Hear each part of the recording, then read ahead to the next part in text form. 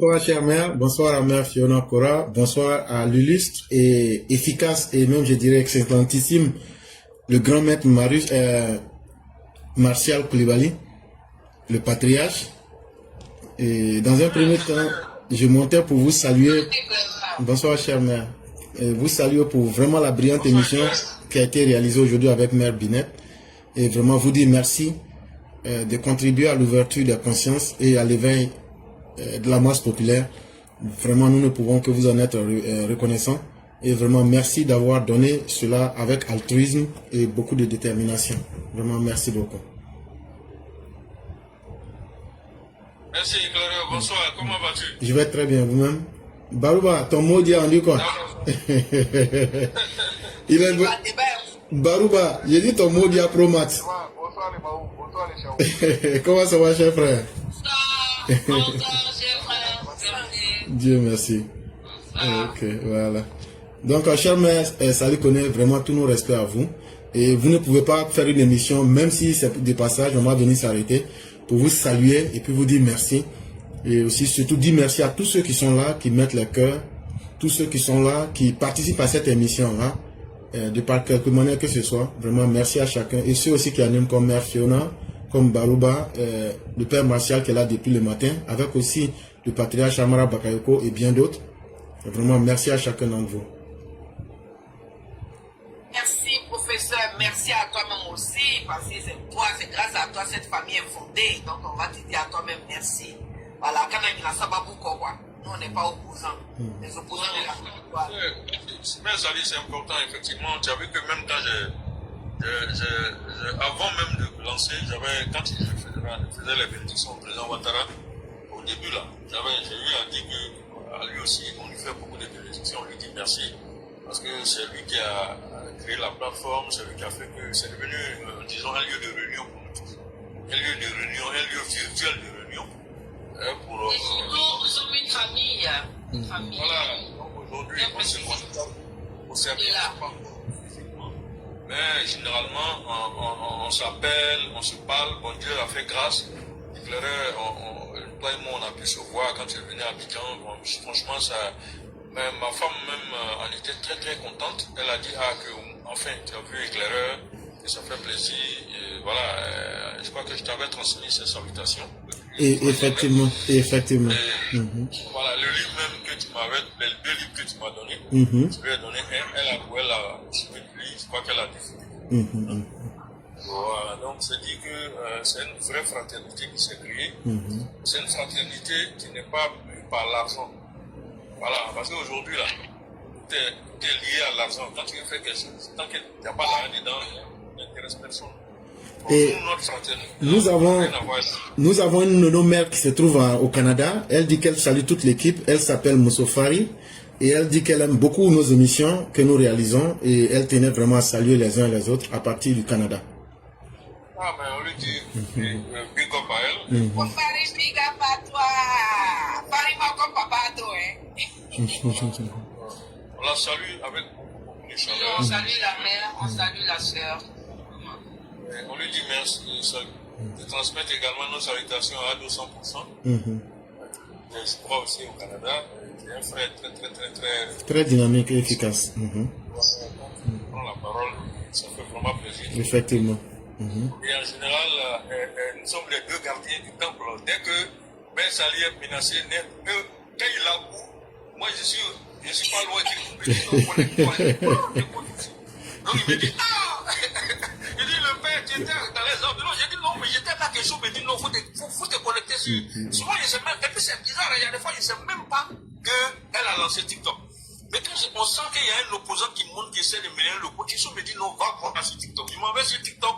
Effectivement, quand je monte, je vois que à 200% est déjà là, il est en train de smacker le gars. Moi, je suis dans les environs pour smacker aussi. Voilà, donc franchement, vous voyez qu'il y a ce destin-là qui est lié. Oui, il y a des fois, effectivement, tu ne sais même pas que Mère Sali a lancé TikTok, hein. Mais quand c'est nécessaire, là, on se connecte et puis effectivement, on vient à la response. Très souvent, soit lui monte, soit moi je monte. Ou bien même, souvent, c'est toi-même éclaireur qui vient à la rescousse pour essayer de vite calmer les esprits des gens. Parce que les gars, souvent, se disent comme c'est des femmes là, on va monter pour les intimider.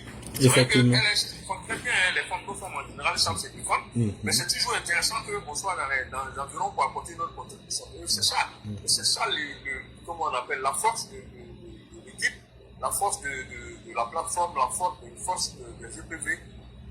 On a créé un égrégore qu'il faut que nous devons continuer à entretenir et à soutenir.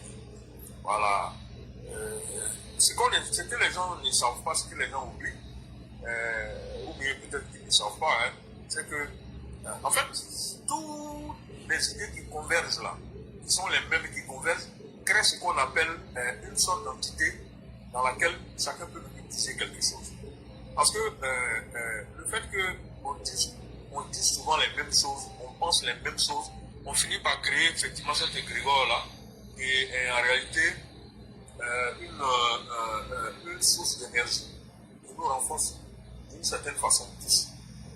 Et les religions, la force de la religion, là, c'est l'égrégore qui a été créé par ces religions-là. La force de la religion musulmane, c'est l'égrégore de la religion musulmane, c'est un égrégore très puissant. L'égrégore de la religion chrétienne, c'est un égrégore très puissant. Donc, quand tu es bien connecté à ces égrégores-là, quand tu fais des invocations, que tu es bien connecté à ces égrégores, tu vas te coucher là-bas.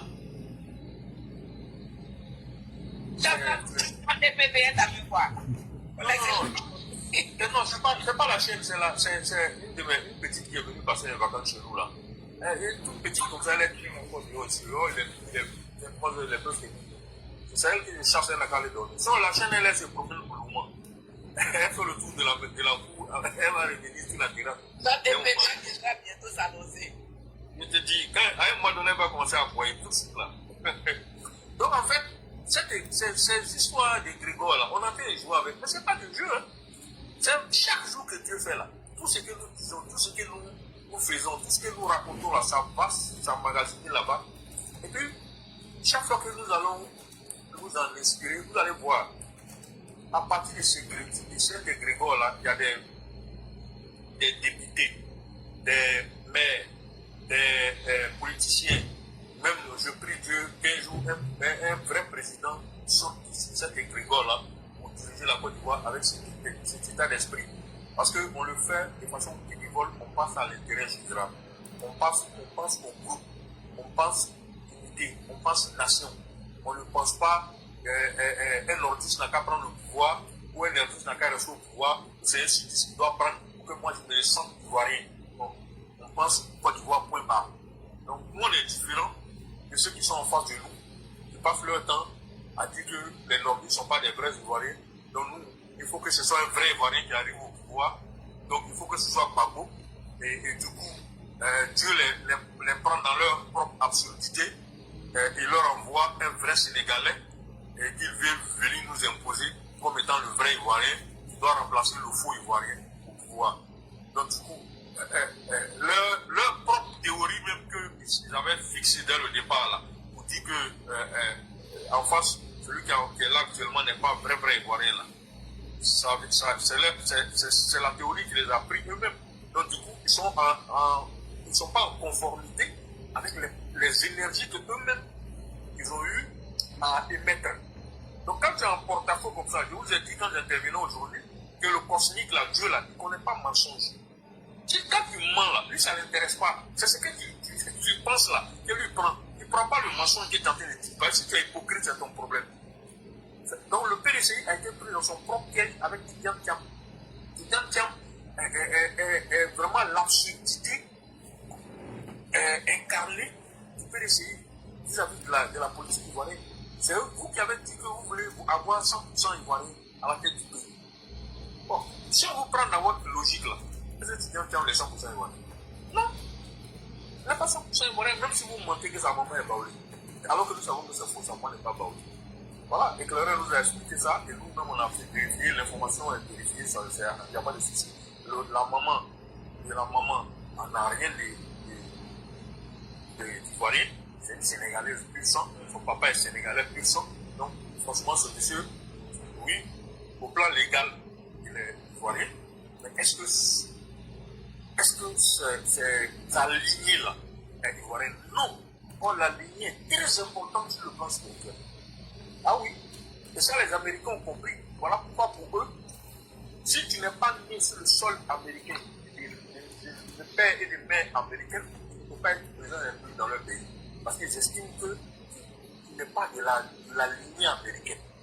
Même si ça ne fait que 400 ans qu'existent les États-Unis en tant que personnalité morale. Mais ils ont raison. Voilà. Donc voilà un peu où je peux m'arrêter ici. Peut-être comme il devrait bien arriver, si je peux prendre la parole. Voilà. Merci beaucoup. Merci le frère.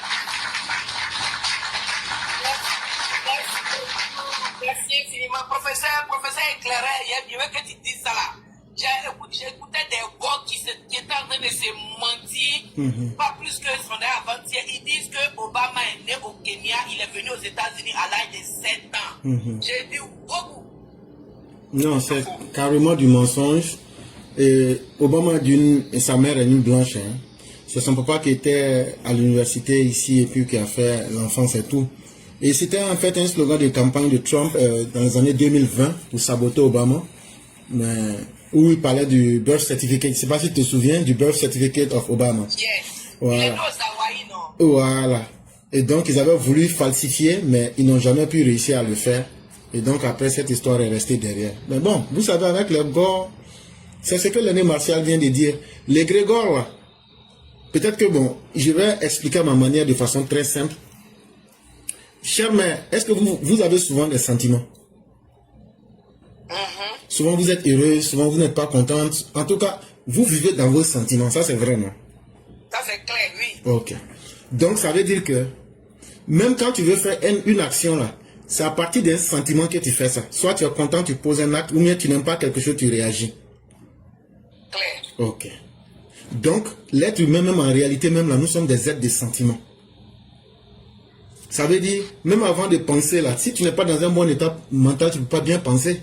Tout ce que l'être humain fait là, c'est commandé d'abord par la pensée. Donc depuis le matin, c'est que le Père Martial est en train d'expliquer là, il dit que le divin ne peut pas se tromper parce que le divin, c'est que toi-même, tes sentiments te contrôlent. Tu ne peux pas mentir, tu ne peux pas te mentir avec tes sentiments. Tu peux mentir à quelqu'un, ce que tu as envie de dire là. Tu dis à quelqu'un, ton intention c'est que la personne est une mauvaise personne, mais si tu dis ça, la personne va connaître ton intention, ta bouche là, tu peux prendre pour dire non, tu es une bonne personne. Mais au fond de toi-même, là, tu sais que c'est une mauvaise personne. C'est sur ça que le divin juge. Et c'est pourquoi le prophète des musulmans a dit aux musulmans que toute action qu'un homme pose là, que ce n'est pas l'action même que Dieu regarde, que c'est l'intention qui initie l'action là. C'est ça la vraie vérité. Donc un égrégore là, si par exemple nous les EPB, ça fait 5 ans ensemble maintenant. Pendant ces 5 ans là, on a dit des paroles, on a posé des actions. Et on a partagé des sentiments. J'ai bien dit pensée, action, parole. Quand tu mets tout ça ensemble, c'est ça qui donne, dans le monde spirituel, ça donne une entité. Ou bien même, c'est une forme de pensée qui est déjà là. Et maintenant, tout le monde est dans cette pensée-là. Et donc, on crée des émotions de groupe. Et quand c'est comme ça, une fois que, parce qu'on partage des idées, on partage des émotions, on partage même des objectifs et des actions.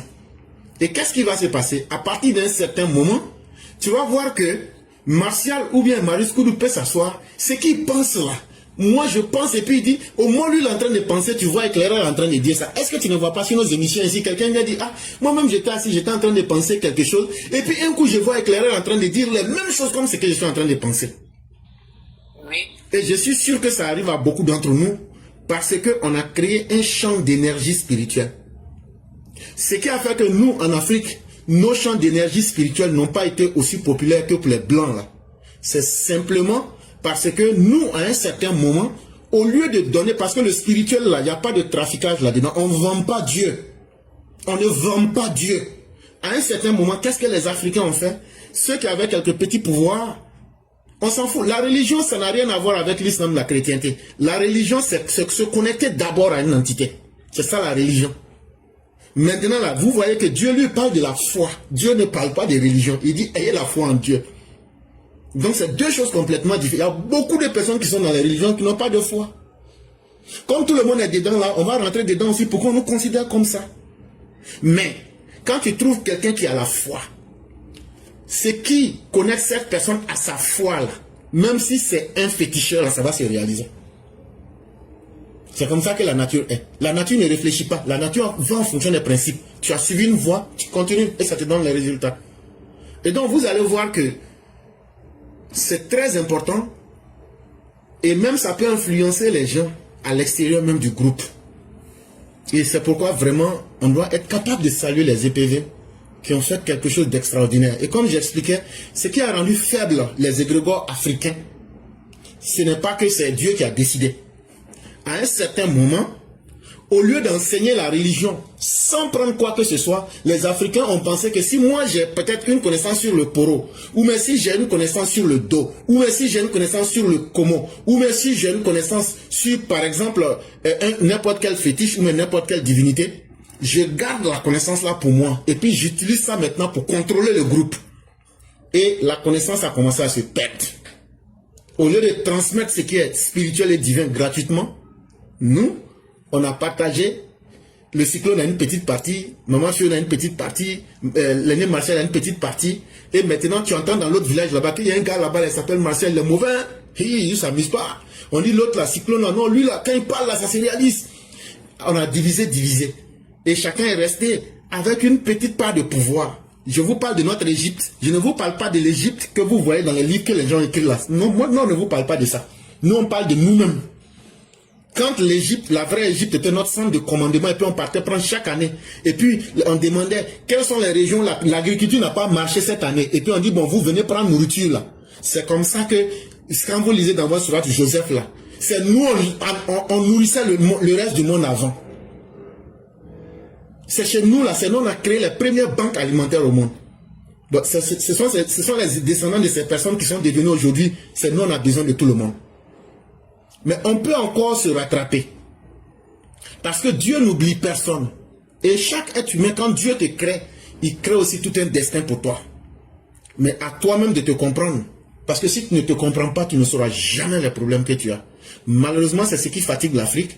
Et quand la colonisation va venir après, la colonisation va se rendre compte qu'il y a des poches de pouvoir et de résistance. Ils vont les mater. Et les rares qui n'ont pas pu mater, on va les stigmatiser pour dire c'est de la sorcellerie, c'est être mécréant. Et finalement, l'Africain se retrouve en train de copier pour les autres. On s'habille comme les autres, on mange comme les autres. Alors qu'on ne vit pas dans le même environnement que ceux qui vivent en hiver. Mais toi, tu manges comme quelqu'un qui vit en hiver. Forcément, tu auras des maladies que tes ancêtres n'ont pas eues. En Afrique, là, il y a beaucoup de maladies qu'on ne pouvait pas avoir parce que nous sommes en contact direct avec le soleil. Mais l'homme noir, là, il y a quelque chose dans notre corps qu'on appelle la mélanine. Quand le soleil te tape, là, ça fait que ta mélanine, là, ça se fond et ça te rend plus puissant. Quand tu prends un enfant noir, tu le mets quelque part dans un pays où il y a la neige. 6 mois, le soleil ne le touche pas. L'enfant va développer des maladies. Parce que chaque être humain mérite de vivre en fonction de ce que Dieu a fait de lui et de son environnement. Malheureusement, nous les Noirs, à un certain moment, on s'est déconnecté de nous-mêmes. On ne fonctionne plus avec nos propres égrégores. On ne mange plus notre propre nourriture. On ne réfléchit pas avec nous-mêmes nos propres idées. On ne fait que copier tout le monde. C'est ça la source fondamentale. Et c'est ce que nous disons à ceux qui disent qu'ils sont des africanistes ou des panafricains. Tant qu'on ne va pas exploiter ces réalités et nous asseoir pour regarder ce que nous-mêmes nous sommes, et puis maintenant exploiter ça sans état d'âme, on ne va jamais réussir. C'est vrai qu'on a des chances comme le président Ouattara qui viennent comme des éléments pour nous avertir, pour dire, c'est vrai, vous êtes en bas. Aujourd'hui, les choses ont été dures pour vous, mais vous pouvez vous relever. C'est le plus grand message que le docteur Ouattara nous annonce. Parce que là où les gens ont dit qu'on ne pouvait plus rien faire, lui il est venu dire on peut réaliser quelque chose. Bon, quand on se retrouve des petites mains en train de venir dire à notre peuple, quand je parle de notre peuple, je parle des hommes noirs sur la terre. Ayons confiance en nous-mêmes. Des gens comme Alassane Ouattara viennent nous dire que l'être humain noir, là, on peut et on est intelligent autant que les autres. Il faut seulement suivre la voie que les autres ont suivie. Être sérieux, être déterminé, être discipliné. Et avoir de la méthode et se donner des objectifs. Et c'est ce que le père Martial a dit. Il ne faut pas dire, bon moi là, je ne vais pas devenir pauvre. Non, tu ne parles pas comme ça. Tu dis, je mets la pauvreté en dehors de mon existence. Parce que toi, tu ne peux pas donner d'ordre divin. Non, moi je ne vais pas être pauvre. Moi je vais être riche. Ah, toi, tu veux être riche, tu seras riche. Faut attendre. Faut pas travailler. Faut dire seulement, je vais être riche. Je vais être riche. Je dois être riche. Je vais être riche. Comment? On ne donne pas d'ordre à Dieu. Tu dis simplement, je souhaite ou je commande que la pauvreté ne fasse pas partie de ma réalité. Et quand c'est comme ça, comme toi-même tu ne veux pas la pauvreté, ton esprit va te guider vers les éléments qu'il faut faire en fonction de tes capacités, tu vas faire quelque chose. Maintenant, la richesse, c'est que toi tu considères comme la richesse. Là. Toi, tu peux vouloir l'argent, mais Dieu va te donner longue vie. Toi, tu peux vouloir beaucoup d'argent parce qu'en fonction des époques, même le concept de la richesse change. Je me souviens encore que lorsque j'étais à Abidjan avec l'aîné Martial, on discutait comme ça. Et je lui disais que l'argent n'est rien d'autre que la confiance qui est placée en elle. Et que l'argent, la richesse, c'est le temps que l'argent passe dans ta main. C'est ça qui est ta vraie richesse. Ah non, mais moi j'ai 250 milliards en banque. C'est très bien éclairé, tu as 250 milliards, mais ce n'est pas ton argent. Mais j'ai 50 francs en poche. Et je peux faire ce que je veux avec les 50 francs. Si j'ai un problème là, je peux régler le problème de 25 là. C'est ça qui est ton argent. C'est ça qui est ta richesse. Maintenant, si tu as les 50 francs là, comment tu vas faire les 50 francs là vont durer dans ta main? C'est-à-dire, si tu n'as pas de problème, il ne faut pas dépenser l'argent bêtement. Parce que l'argent là, il y a un esprit. La confiance que les gens ont mis en l'argent là, c'est un égrégore. Et donc cet égrégore-là, si toi tu viens saboter avec un comportement pour dire oh, l'argent n'est rien, moi je gaspille et puis après je vais en avoir. Cet égrégore-là, tu es en train de l'insulter parce que cet égrégore a été créé que c'est ça là, l'argent là, l'instrument là, c'est le moyen qui va déterminer l'effort de chacun dans la société. Mais si toi tu as eu ça beaucoup et puis tu t'amuses avec ça, tu décourages ceux qui font des efforts pour chercher ça. Donc quand c'est comme ça là, l'égrégore se retourne contre toi. On va t'appeler ancien riche. Ah non, le gars il était riche avant, il donnait, il faisait ça. Mais qu'est-ce qui s'est passé et puis maintenant il n'a plus? Parce que il a violé le champ, il a posé un acte concret à l'égrégore. Tout le monde dit l'argent est important. L'argent c'est la mesure de confiance entre les hommes. Donc quand tu gagnes l'argent là, si toi-même tu ne comprends pas l'esprit de l'argent là, c'est l'esprit de l'argent qui va te ramener au niveau le plus bas. Donc quand tu as l'argent, on t'a donné salaire de 200 000. Comment tu vas dépenser les 200 000? Les 200 000 là, toi-même là, si tu vas vivre dans une maison de 100 000 là, c'est que l'argent même commence à te maudire déjà. Quelqu'un qui a 200 000, tu ne dois pas vivre dans une maison qui dépasse 30 000. Parce que, à la limite, je vais un peu rapidement, un homme là, il faut être au minimum capable de garder 20% de son salaire. Au minimum 20% de son salaire. Après avoir réalisé toutes tes dépenses. Maintenant, c'est quel genre de dépenses tu fais? Il y a des gens qui font des dépenses inutiles. Maintenant, tu oublies qu'il y aura des dépenses nécessaires. Quand on regarde des musulmans, tu t'en vas payer un mouton à 300 000. Alors que toi-même, la rentrée va arriver en octobre. Les 300 000 francs que tu as pris pour payer un mouton là, tu devrais garder ça pour faire frais de scolarité de tes enfants. C'était plus profitable que de venir payer mouton. Et donc c'est ce qui fatigue beaucoup de personnes. Et ils disent après, bon moi-même ma vie je ne comprends pas. Parce que tu n'es pas correct envers toi-même.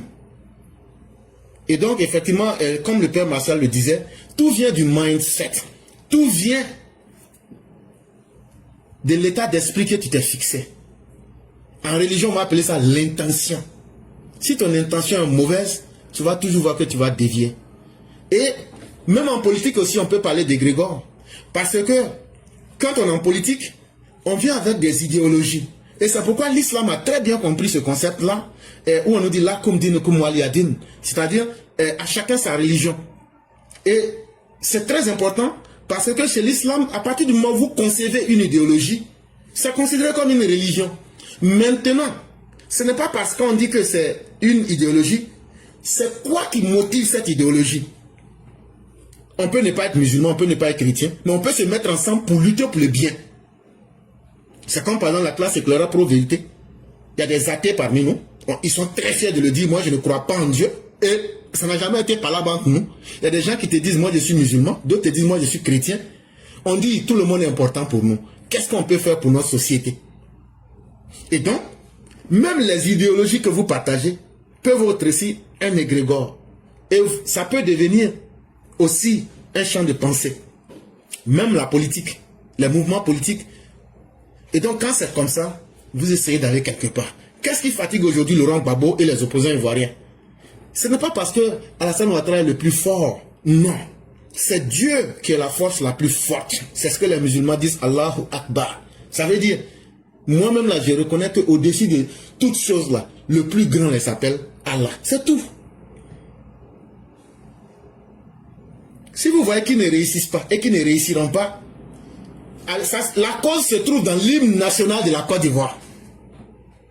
Et tout le monde peut chanter l'hymne national de la Côte d'Ivoire. Salut aux terres d'espérance promises à l'humanité. Ça veut dire, qui salue la terre qui est promise à l'humanité? Qui salue? Salut aux terres d'hospitalité promises à l'humanité. C'est les gens qui quittent dehors pour venir avant de rentrer et vous saluent, vous disent bonjour, nous on arrive. Parce que votre terre là, c'est une terre d'hospitalité. Quand quelqu'un arrive ici là, il doit trouver la raison de son existence. C'est nos grands-parents, nos ancêtres là. Ceux qui ont écrit l'hymne national là, c'est pas eux-mêmes qui se sont levés pour écrire, c'est nous tous là, nos arrière-parents qui leur ont dit écrivez, puis vous allez nous envoyer. Donc on est tous connectés à ça.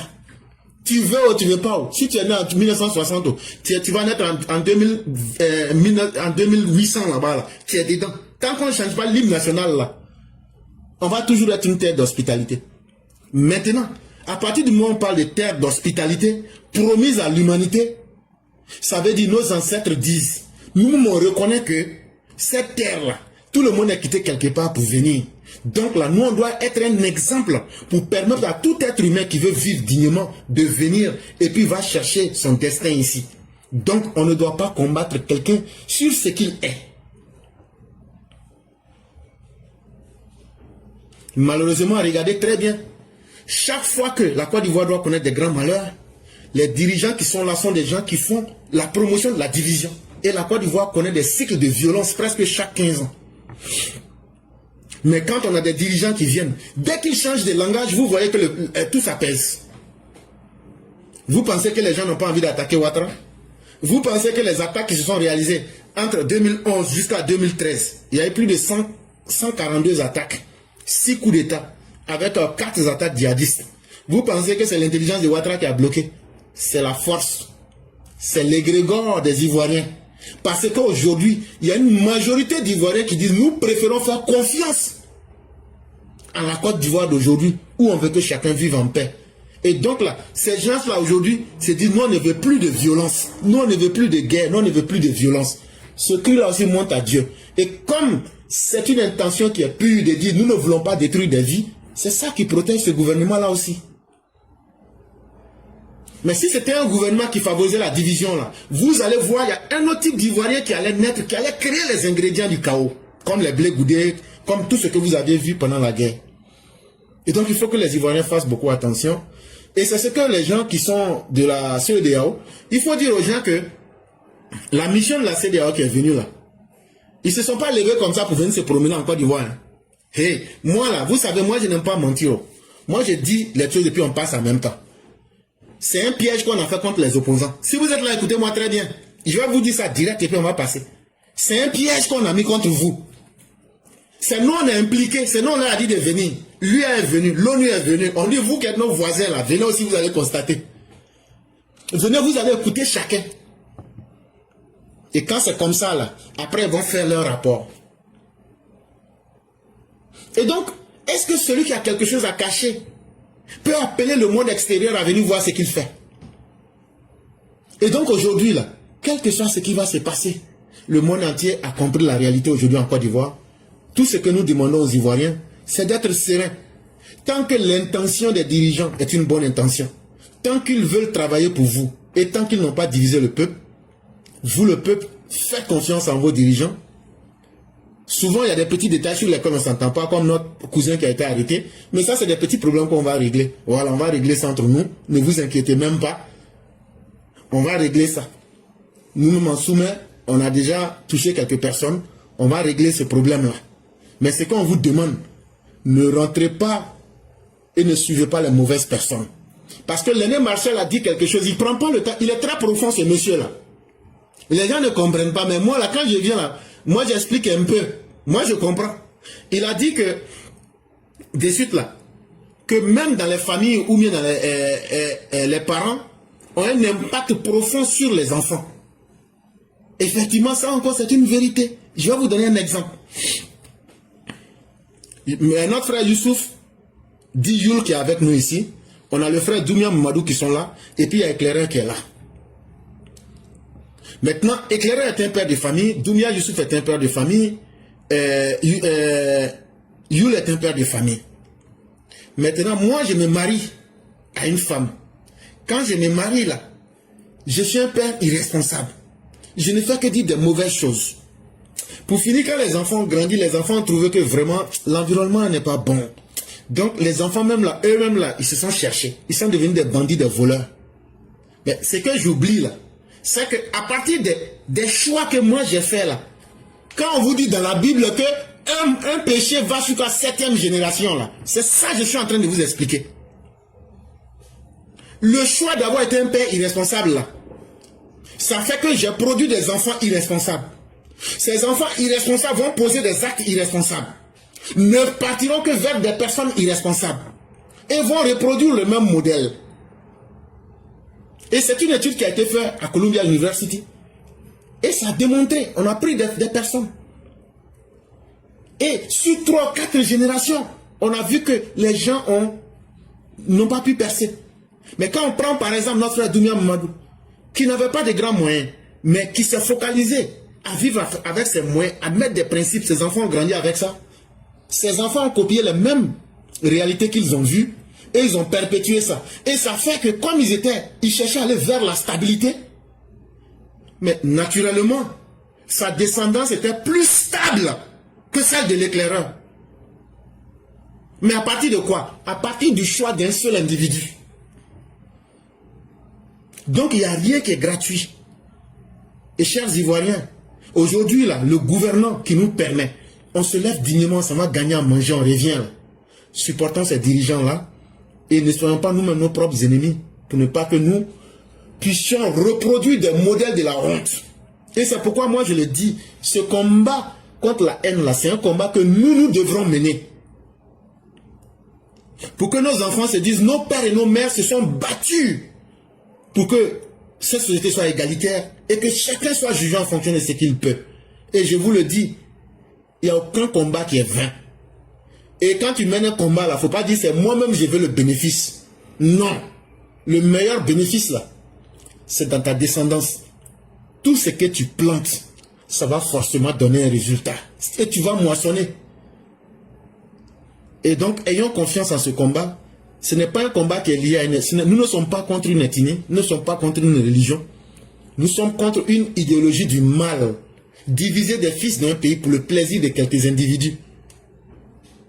Diviser le pays pour faire souffrir les plus pauvres. C'est ce que nous sommes en train de combattre. Et nous allons le réussir par la grâce de Dieu. Donc je vais m'arrêter là un peu pour ne pas monopoliser. Bravo.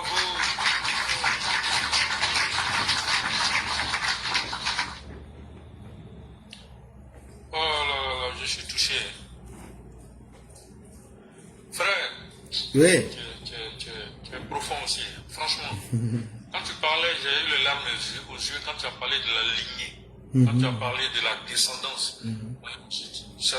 On dit aussi, on parle aussi des lignées. Les gens jouent, hein. Les gens jouent. Ne jouez pas avec vos vies. Être correct là, envers ton prochain là, tu ne perds jamais dedans. Si toi tu penses que tu as perdu là, ta descendance va gagner dedans. Donc la noblesse des actions que nous posons là, nous sauvons la lignée. Je vais vous prendre un exemple. Les femmes, vous allez m'excuser, mais c'est réel. Une femme qui trompe son mari, spirituellement, c'est pas bon. Mais quand tu t'en prends grossesse, qui n'est pas pour ton mari, tu vas prendre grossesse dehors et puis tu viens donner à ton mari, c'est un péché qui n'a pas de prix. Et vous dites ça aujourd'hui. Hein? Parce que ce que l'éclaireur est en train d'expliquer là, sur l'affaire de descendance, est-ce que tu viens donner un enfant qui n'est pas l'enfant de ton mari à ton mari, est-ce que l'enfant est de la lignée de ton mari? Non. Il n'est pas de la lignée de ton mari. Il est de la lignée de ton amant. Mais tu as trompé le monde extérieur. Toi, la femme là, tu sais que ce n'est pas l'enfant de ton mari, mais pas parce que simplement tu ne veux pas avoir honte. Tu t'es caché pour faire quelque chose et tu t'es piégé toi-même. Parce que non seulement tu ne devais pas tromper ton mari, mais si en le trompant, tu aurais pu te protéger, tu t'es pas protégé. Tu allais faire un enfant dehors et tu as pris ça pour donner à ton mari. Ça, c'est un péché qui est très grave. Ça, Dieu ne pardonne pas ça. Je suis désolé. Ce n'est pas une affaire de religion même. Spirituellement parlant, c'est très dangereux. Parce que les entités, ou du moins les gardiens de la lignée de ton mari là, vont combattre l'enfant là. Ah oui, et ils auront raison de le combattre. Parce qu'il est venu rentrer dans une lignée qui ne lui appartient pas. Il n'est pas de la lignée de l'homme. Qui est ton mari aujourd'hui. Pourquoi certaines femmes font ça? C'est l'ignorance qui fait ça. C'est la cupidité qui fait ça. C'est le fait d'être tordu qui fait ça. Parce que si tu n'aimes plus un monsieur, il faut le quitter. C'est tout. Le divorce là, c'est pas interdit. Ni dans aucune religion. Même si les catholiques disent qu'on ne divorce pas, mais c'est une connerie. On divorce. Dans la religion musulmane, quand vous ne vous aimez plus là, quand ça ne marche pas là, laissez-vous, séparez-vous. C'est pas la peine. Vous vous séparez. Et puis, c'est tout. Mais tu ne peux pas rester dans le foyer de quelqu'un, peut-être parce qu'il a l'argent, tu ne l'aimes plus, et tu couches avec des gens dehors, et tu vas prendre une coussin, lui attribuer un enfant qui ne lui appartient pas. Donc vous voyez que la question de lignée dont parle l'éclaireur là, ça ne marche pas là. Donc, peut-être que c'est le seul enfant que tu es venu attribuer au monsieur qui n'est pas son enfant là. Ça va devenir problème. Donc, le problème de lignée là, ça ne marchera pas à ce niveau-là. Et cher aîné, sans vous couper la parole, il faut aussi signaler que le sang là, c'est le code génétique de chaque être humain. Tu prends un enfant comme ça, tu le mets dans ta famille là. S'il se trouve que il a une chance spirituelle un peu plus élevée là, il va tirer tout le bonheur de tes vrais enfants. Voilà. Voilà. Ça c'est ton premier bénéfice quoi. Et il sera votre pire ennemi, surtout toi le père. Tu ne comprendras pas. Ben ça c'est comme ça. Donc, franchement, qu'on se dise la vérité, il faut faire très attention à certains actes qu'on pose. Parce que quand on parle de lignée aussi, il a tout dit, il y a le sang qui est dedans. Tu vois que la science dit, pourquoi quand on parle de sang, on regarde toujours du côté du père. Mais parce que spirituellement parlant, l'homme a un rôle qu'il joue. J'expliquais que, une fois, que nous sommes électromagnétiques. L'homme est électrique, la femme est magnétique. Et c'est les deux ensemble qui forment la création. Donc, chaque personne a un côté homme, femme et un côté homme. C'est pour ça que quand tu prends le cerveau est divisé en deux hémisphères. L'hémisphère gauche et l'hémisphère droit. L'hémisphère gauche contrôle le côté droit. L'hémisphère droit contrôle le côté gauche de l'homme. Le cerveau gauche là, c'est le cerveau reptilien, c'est le cerveau, comment on appelle ça même, le cerveau, l'intellect. Le cerveau droit, lui, c'est lui qui contrôle le côté gauche, mais c'est le côté femme, c'est le côté qui est rattaché à Dieu, à la divinité. C'est le côté qui est rattaché généralement au subconscient. Même les musiques que nous écoutons là, certaines musiques, je vous dis, évitez d'écouter les iPods. La fréquence que les gens utilisent là-bas, là, ça tue votre cerveau droit. C'est-à-dire que votre côté divin, là, on tue ça. On coupe. C'est-à-dire qu'on entend ça. Et c'est votre côté intellectuel là que les gens vont exciter. Et pourquoi ils font ça? Pour vous amener à consommer les produits qu'eux ils vont continuer, ils vont produire. C'est dangereux hein, ce qu'ils sont en train d'écouter là. En fait, quand je dis c'est dangereux, je veux dire que les gens nous manipulent comme vous ne pouvez pas vous imaginer. C'est pour ça qu'il ne faut pas écouter tout sur les musiques. Vous remarquez, il y a certaines musiques qui sont dans le monde occidental, quand vous les écoutez, vous êtes pris. C'est une transe. C'est-à-dire que ces musiques-là vous poussent à faire des bêtises. Parce que les vibrations que ces musiques-là émettent aspects de votre personnalité qui vont vous amener à poser des actes que vous ne voulez pas poser.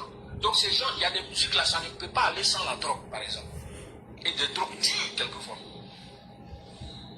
Donc, il y a des fréquences vibratoires qu'il faut éviter d'écouter. Quand j'expliquais les choses ce matin, il m'est arrivé de vous parler de la 963 Hz comme fréquence vibratoire, qui est une fréquence très importante. Il y a une fréquence qui est directement liée à la divinité, c'est au niveau du chakra coronal, le chakra qui est au-dessus de la tête, ce qu'on appelle la frontanelle. Parce qu'en fait, des chakras là, quand vous entendez souvent parler des chakras, Éclaireur a parlé de 7 péchés. Quand on parle de 7 péchés sacrés, ou des péchés de 7 générations, tout ça là c'est lié, ce sont des centres de vibration que chacun de nous a sur son corps.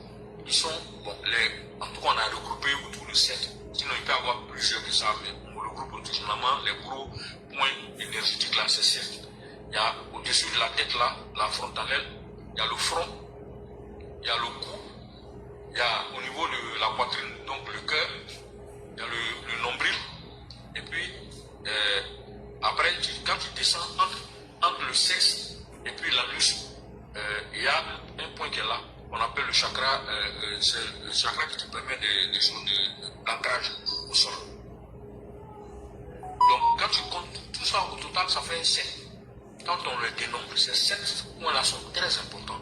Et chaque centre énergétique a un niveau de vibration. Donc, quand vous écoutez certaines musiques-là, ça vient mélanger tout ça là. Quand tu poses certains actes-là, tu mélanges les vibrations de ces chakras. Quand tous ces chakras-là sont touchés, vibrent tellement bas, ça fait que c'est comme si tu as... Normalement, c'est des péchés pour toi.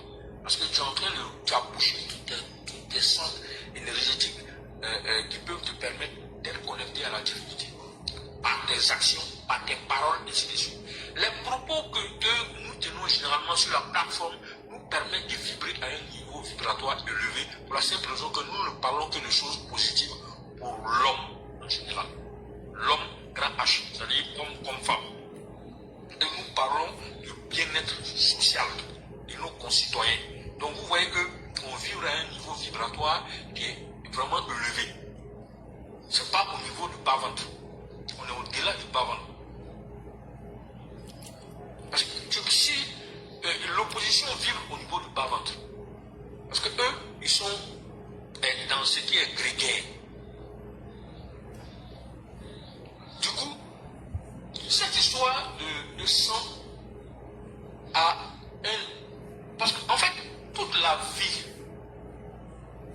se résume au niveau d'abord de la pensée, de l'imagination, de la pensée, et après la concrétisation. Avant de poser un acte là, tu penses d'abord. Donc tant que tu n'as pas pensé là, tu ne peux pas poser l'acte. Même si tu es assis au salon, que tu veux aller te coucher là, tu penses d'abord que je dois aller me coucher, et puis maintenant, ta tête là donne l'ordre à ton corps, qui donne l'ordre, ainsi de suite, jusqu'à ce que tu te lèves et que tu ailles te coucher. Donc vous voyez que la pensée est très importante dans tout ce que nous posons comme acte. Donc quand tu as des pensées négatives, tu as des pensées qui ne sont pas en conformité avec les vibrations divines, du coup, tu vibres à un niveau très bas. Et quand tu vibres à un niveau très bas, tu ne peux pas construire quelque chose de potable et de constructif qui puisse perdurer dans le temps et dans l'espace pour tes concitoyens. Donc le fait que ce pays soit resté effectivement en paix durant tout ce temps depuis l'arrivée de Alassane Ouattara au pouvoir, c'est parce qu'Alassane Ouattara, il vibre à un niveau tel que il a amené la majorité de la population à se connecter à ces vibrations-là aussi avec lui.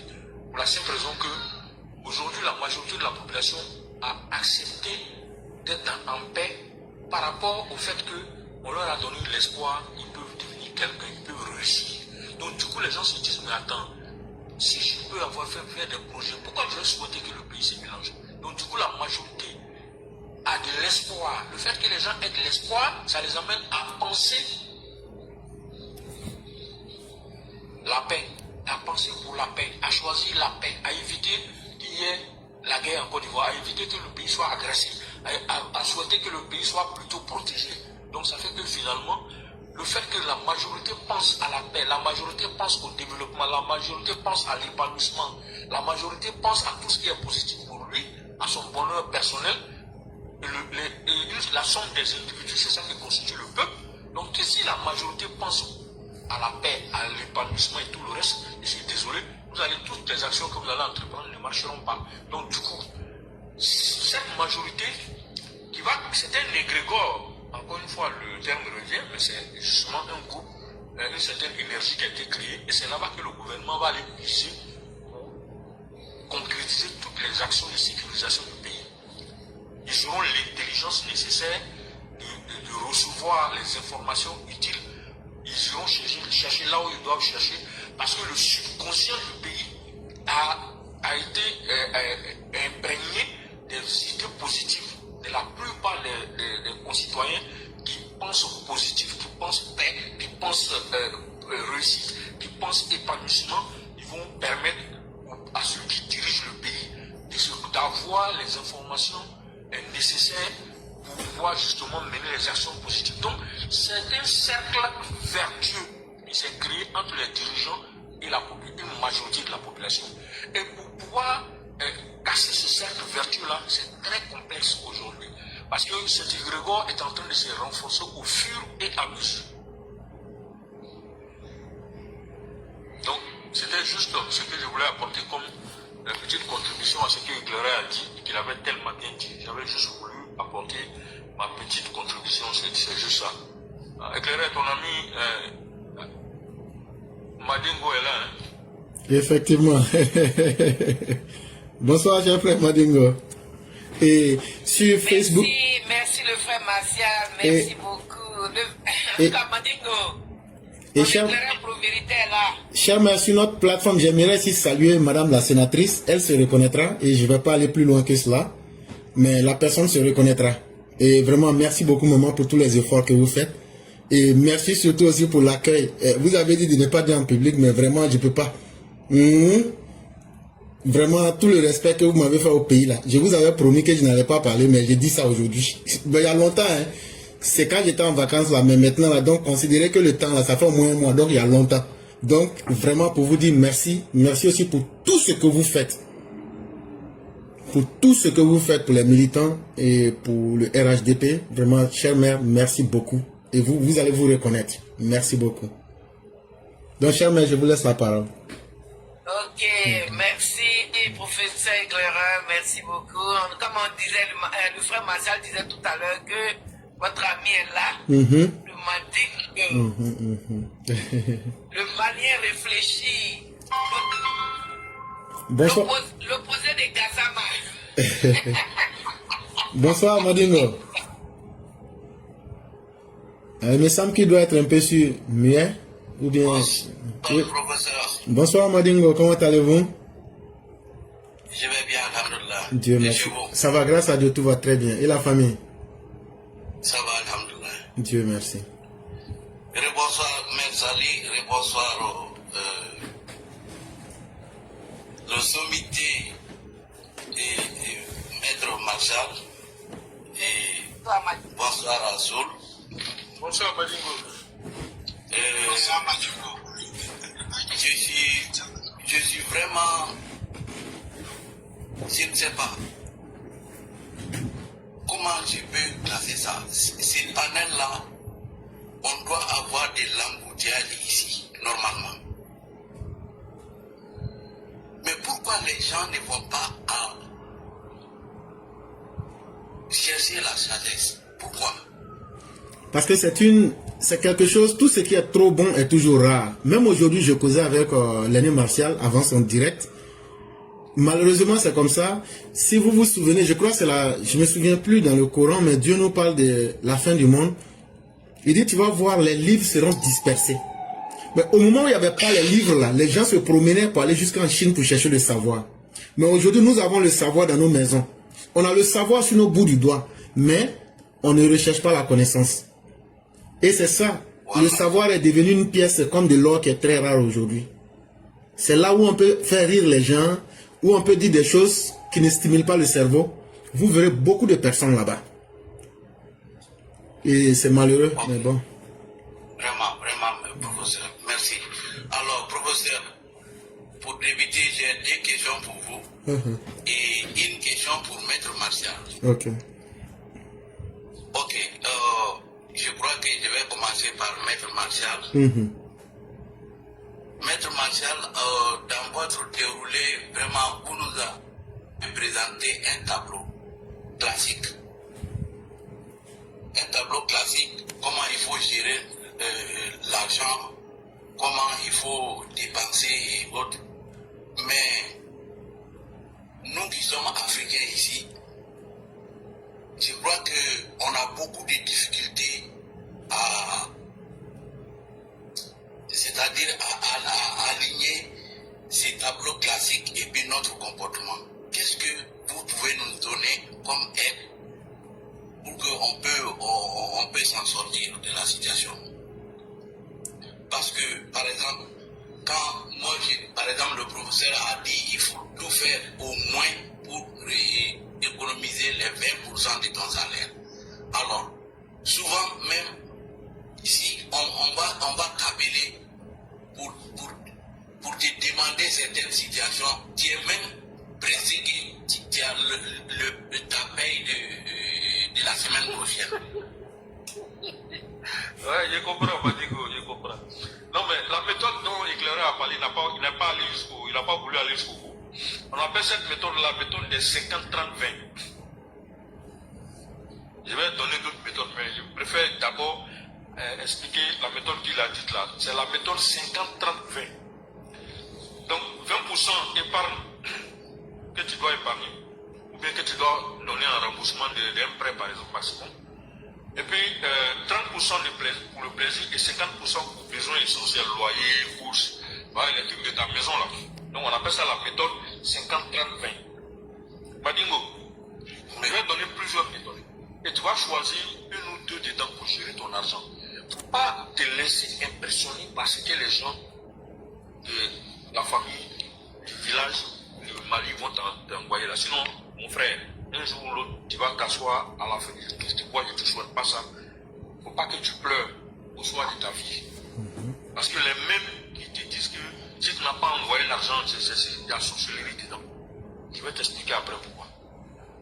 Il y a sorcellerie au sens propre, il y a sorcellerie au sens figuré. Je prends un exemple. Il y a 300 000 francs CFA à la fin du mois. 50% des 300 000, ça fait 150 000 francs pour tes besoins. Donc, les besoins de la famille et tout le reste. Ensuite, tu as 30%, 90 000 pour le plaisir, c'est-à-dire sortir, aller tourner, s'amuser si tu veux. Il y a par exemple à sortir avec les enfants, madame veut aller se promener, des trucs comme ça. Voilà, ça on appelle ça vraiment se faire plaisir. Et 60 000 francs là, pas toucher, ça c'est 20%, tu mets de côté. Les gars n'ont qu'à t'appeler. Si tes 60 000 francs là, tu ne touches pas, quel que soit Alpha. Tu vas voir que si tu mets tes 60 000 francs là de côté pendant un certain temps là, c'est que ça, tu peux prendre ça pour faire des investissements demain. Ça c'est déjà la méthode dont Éclairé avait parlé en disant qu'il faut au moins mettre 20% de côté. Ça s'appelle la méthode 50-30-20. Je vais te donner une deuxième méthode. On appelle cette méthode là la méthode des 6 comptes ou du moins des 6 enveloppes. Fais 6 enveloppes. Tu mets 57% de ton salaire dans une enveloppe. Quand je dis tu mets, c'est pas tout retiré, mais faut dans ta tête ou sur un papier, tu notes que 57% de ton salaire, c'est pour les besoins de la famille. 10%, c'est liberté financière, c'est-à-dire tu peux pas ça pour faire ce que tu veux. 10%, c'est pour les trucs d'éducation, c'est-à-dire si tu veux faire une formation, tu veux faire des trucs, tu mets ça de côté pour ça. Et puis 10% pour les plaisirs. 10% aussi pour des projets à long terme. Et 5% pour les dons. T'as entendu, non? 5%, le plus petit là, c'est ces dons là, c'est 5%. Si tu veux faire donner de l'argent à quelqu'un. Ça, c'est une autre méthode. C'est les gens qui ont proposé ça, hein, et puis il y en a qui adoptent ou pas. Ça, c'est la deuxième méthode. Maintenant, en fait, le truc, c'est quoi? Quand tu crées tes 6 enveloppes, l'enveloppe de 5%, par exemple, pour les dons là, si ça finit là, tu ne vas pas chercher ailleurs pour lui mettre dans cette enveloppe pour donner à quelqu'un. Je ne sais pas si tu vois. C'est pour se discipliner en fait. C'est pour discipliner la gestion de tes revenus. Ça, c'est la deuxième méthode. La troisième méthode, on appelle ça la méthode payez-vous d'abord. C'est-à-dire, quand tu reçois ton salaire, là, tu mets 20%, 10% ou 20% de côté. Tu considères que ça c'est mon salaire, dans mon salaire là, je me suis payé d'abord moi-même, je me paye 10 ou 20%, je mets ça de côté. Je ne touche pas. Donc, quand tu as 400 000 francs par exemple à la fin du mois, tu te payes d'abord 40% ou 80 000 francs. 40 000 ou 80 000 francs, tu enlèves ça dans ton salaire, tu mets de côté. Ça c'est mon salaire à moi, dans mon salaire.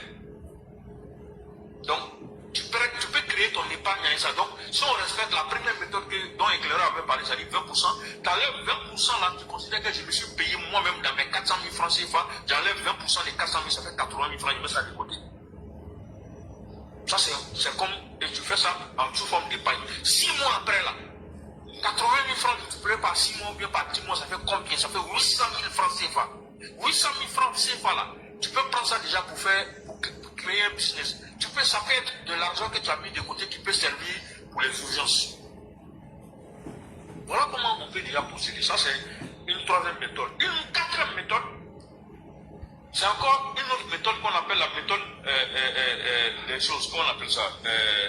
C'est une méthode japonaise qu'on appelle la méthode Kakeibo.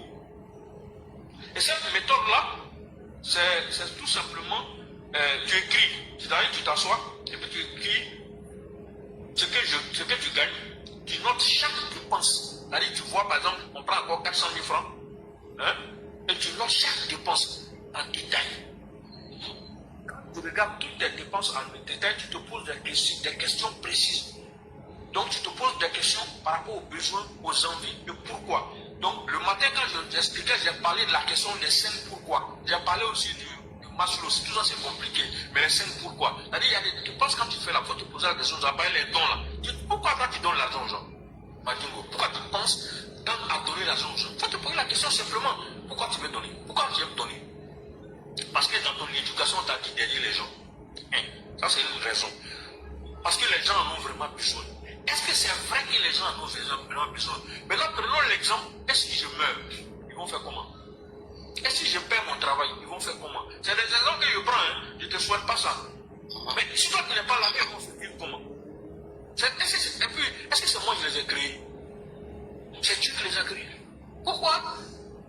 C'est sur moi, à moi seul, de pouvoir les aider. Et est-ce que je dois les aider contre mes propres intérêts? Parce qu'il faut te poser les questions nécessaires. Pourquoi? Jusqu'à un moment donné, tu vas voir que en réalité, là, il y a des choses qu'on fait, en réalité, nous-mêmes, on ne sait pas pourquoi on fait. Dans le fond, on le fait parce qu'on nous a dit que c'était bien de faire. Donc, alors qu'on est en train de faire ça, mais contre nous-mêmes, nos propres intérêts. Parce que Madiko, quoi qu'il en soit, tu as créé, tu as une femme, tu as des enfants. Quoi qu'il en soit, ton gain là, tes revenus sont d'abord pour toi et ta famille, ta femme et tes enfants. Ça, c'est d'abord ainsi. Tant que eux ne sont pas satisfaits, tu ne peux pas agir au détriment de ta famille. Tu peux le faire de temps à autre, de façon exceptionnelle. Mais ça ne doit pas être le quotidien, enfin, ça ne doit pas être l'habitude de tous les mois ou de toutes les semaines. Parce qu'à un moment donné, ceux qui te demandent l'argent là, est-ce que eux-mêmes là, ils sont sincères avec toi? Parce qu'il y a des gens qui demandent l'argent pour demander, hein. Je t'explique, honnêtement, hein. Il y a des gens aussi, parce qu'ils savent que toi, tu leur envoies régulièrement de l'argent, ils ne font plus d'efforts. Ils ne cherchent même pas à se créer des sources de revenus. Parce qu'ils préfèrent se jouer les fainéants. Il y a un dessin animé qu'un jeune Ivoirien a créé, qui s'appelle La Gagaï. Je regarde ça souvent et puis je ris. Ça me fait beaucoup rire. Et je vous conseille souvent de regarder des choses pour rire, parce que le rire aussi, ça guérit. Et dans ce truc-là, il y a un jeune qui va souvent, qui se promène avec la Gagaï en question, qui a une cabine téléphonique, qui vient souvent à la cabine de la Gagaï pour poser son ami, qui dit que, on lui demande, mais pourquoi tu ne peux pas travailler? Il dit, mon grand frère est en Allemagne, il m'envoie l'argent. Pourquoi il va travailler? Est-ce que tu sais qu'il y a certains de vos parents là, qui sont en Afrique ici, qui pensent comme ça? Oui. Il y a des gens, moi je te le dis, il y a des gens, ils font des projets en pensant à l'argent que tu vas leur envoyer. Le gars, et puis c'est pas un bon projet. Si c'est un projet pour avoir une source de revenus, c'est bon. Mais ils font un projet pour se marier et compte sur toi. Pourquoi? Et c'est même pas pour prendre sa première femme, c'est pour prendre sa deuxième ou sa troisième femme. Pourquoi? Pourquoi c'est tout? Pourquoi c'est pas pour toi qui compte ça? Pourquoi toi tu dois travailler dur en Europe, aux États-Unis, souffrir, et puis leur envoyer l'argent pour que lui fasse des projets de mariage avec toi, ton argent? Pourquoi lui ne peut pas te demander l'argent pour réussir, c'est-à-dire créer quelque chose qui va lui rapporter de l'argent? C'est-à-dire au lieu de donner des poissons à quelqu'un, il faut lui apprendre à pêcher. À un moment donné, là, il faut mettre les gens devant leurs responsabilités. Tu peux dire, bon, écoute, c'est que on va faire, trouver un projet, tu quantifies, je vais contribuer, je ne pourrais pas peut-être donner tout l'argent du projet, mais je vais donner quelque chose. Donc, le gars qui parle de son projet, s'il n'a pas de projet, il faut le laisser tomber un peu, tu vas voir. Pour apprendre à donner des leçons aux gens, sinon, Madingo, tu vas donner même tout ton salaire à quelqu'un là, qui ne va pas lui rendre service. Tu vas pas le laisser. Voilà ce que je voulais te répondre. Très rapidement, merci beaucoup, Maître Machar. Merci. Vraiment, c'est une casse-tête. C'est vraiment la solution. Non, justement, parce que tu vas avoir, excuse-moi, je ne te le souhaite pas, tu vas avoir de l'hypertension gratuitement.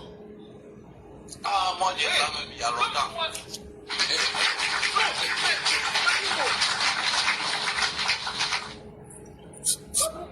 L'homme noir est méchant, hein? Vraiment. Les gens là, ils font sorcellerie en plein jour. Je te dis, hein? C'est-à-dire que le gars, il te demande l'argent. Je te jure, il peut aller même peut-être chez un charlatan pour voir la situation du gars. J'ai mon frère qui est au pays des Blancs, c'est comment? Ouais. Ah, c'est dur sur lui.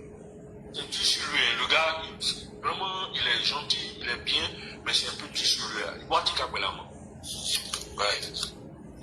Ils sont là, on lui a dit que toi tu es en difficulté, non? C'est maintenant, il va te demander quelque chose que toi-même là, vraiment c'est compliqué. Est-ce que tu sais qu'il est capable de t'attacher spirituellement les choses en faisant des médicaments pour que tu lui envoies ton argent? Et puis tu as une famille. Bon, mais de toi à moi, est-ce que celui-là il veut ton bien? Alors que toi, tu es assis là-bas, tu souffres aux États-Unis, mais toi tu penses à lui son bien à Bamako. Ouais. Mais lui là, à Bamako, lui souhaite que toi tu n'as qu'à avoir problème. On te demande tous les jours de l'argent. Vraiment. Mais te faire croire, quand il t'appelle, fais exprès, il faut le tester. Il faut le tester, voir. Pour dire que vraiment c'est un peu dur sur moi. Tu fais exprès, même si c'est pas dur, tu dis c'est un peu dur sur moi. Mais pardon, est-ce que il faut voir, est-ce que quelqu'un ne peut pas me trouver un crédit de 1 million de francs, à peu près 1 million de francs CFA comme ça. Il faut faire exprès. Et puis tu vas voir comment il va réagir. Excuse-moi, il faut essayer quoi. Juste, comme on dit les blancs, il faut tirer sa langue pour voir comment il va réagir. Parce que le service là, ça ne doit pas être toujours dans un seul sens. Monsieur Martial, j'ai beaucoup à la parole. Cette année-là, comme professeur l'a dit si haut, moi, en tant que Tabaski, là, j'ai envoyé 400 000 francs à mon frère. Je lui ai dit cette année-là, c'est très dur. Moi-même, j'ai les problèmes de santé. Donc, l'argent là, cette année, il faut skipper les problèmes de moutons là. Et puis l'argent là, vous allez utiliser ça pour faire quelque chose d'autre pour vous-même. Et ils ont carrément dit non. Moi, je demande pourquoi. Et tous les voisins vont faire mouton et eux ne vont pas faire mouton. Moi, je dis que même ça c'est quoi? Et ils n'ont pas voulu. Bon, je ne sais pas quelle idéologie. Ton frère là, Madingo, ton frère fait quoi? Mon frère, bon. Il travaille, quel est son travail? Non, il fait de l'or, achat de l'or. Il s'en sort assez bien, mais c'est autre chose. Madingo. Oui. Madingo, ne pas rentrer dans tes problèmes de famille. Celui qui est en train de te parler là, j'ai soutenu plus d'une dizaine de frères et sœurs pendant plus de 10 ans. J'ai été payé en monnaie ici. Madingo, je ne veux pas que tu regrettes. Il faut arrêter ça. Ouais. Faut prendre 3 mois. Là que je n'ai pas d'argent, quand il te demande, tu dis non, what est Cabré. Quand tu dis ça, il ne faut même pas être agréable avec eux. Puis tu coupes. Et puis tu regardes ce qui va se passer pendant 3 mois. Tu t'attends toi-même. Je te jure, Matingo. Voilà, ni Thomas Boy, attention, il y a si bon là. Et le gouvernement. Cesse de prendre la misère de ta famille. Tu n'es pas donné pour aider que ta famille. Ta famille là, c'est d'abord ta femme et tes enfants. C'est ceux-là seuls qui vont se soucier de toi. Ceux qui sont au Bamako là, Wallahi Bilaï, même si vous êtes même père, même tu as menti. Et cher Père Martial, C'est vrai. cher Père Martial, il faut dire que peut-être Madingo ne veut pas toucher le fond du problème, mais son frère se nourrit de son énergie. Merci beaucoup. On va te dire la vérité, cher frère. Il n'y a même pas de... Regarde, Madingo, tu es musulman, non? Oh, oui. Ton frère aussi, il dit qu'il est musulman, non? Oui. Bon, le mot sadakat en arabe, ça veut dire quoi? Je n'ai pas dit zakat, j'ai dit sadakat. Ça veut dire quoi? Ça veut dire Oh, l'aumône, quelque chose que tu donnes à quelqu'un pour le sortir d'une sale situation. On est d'accord? Mais quand quelqu'un veut te faire une demande pour toi te mettre dans le problème et puis lui faire ce que c'est pas un problème, hein. Réaliser lui ses plaisirs là, ce qu'il veut, ce qu'il ne t'aime pas. Moi je préfère dire les choses claires, hein. Ça peut choquer.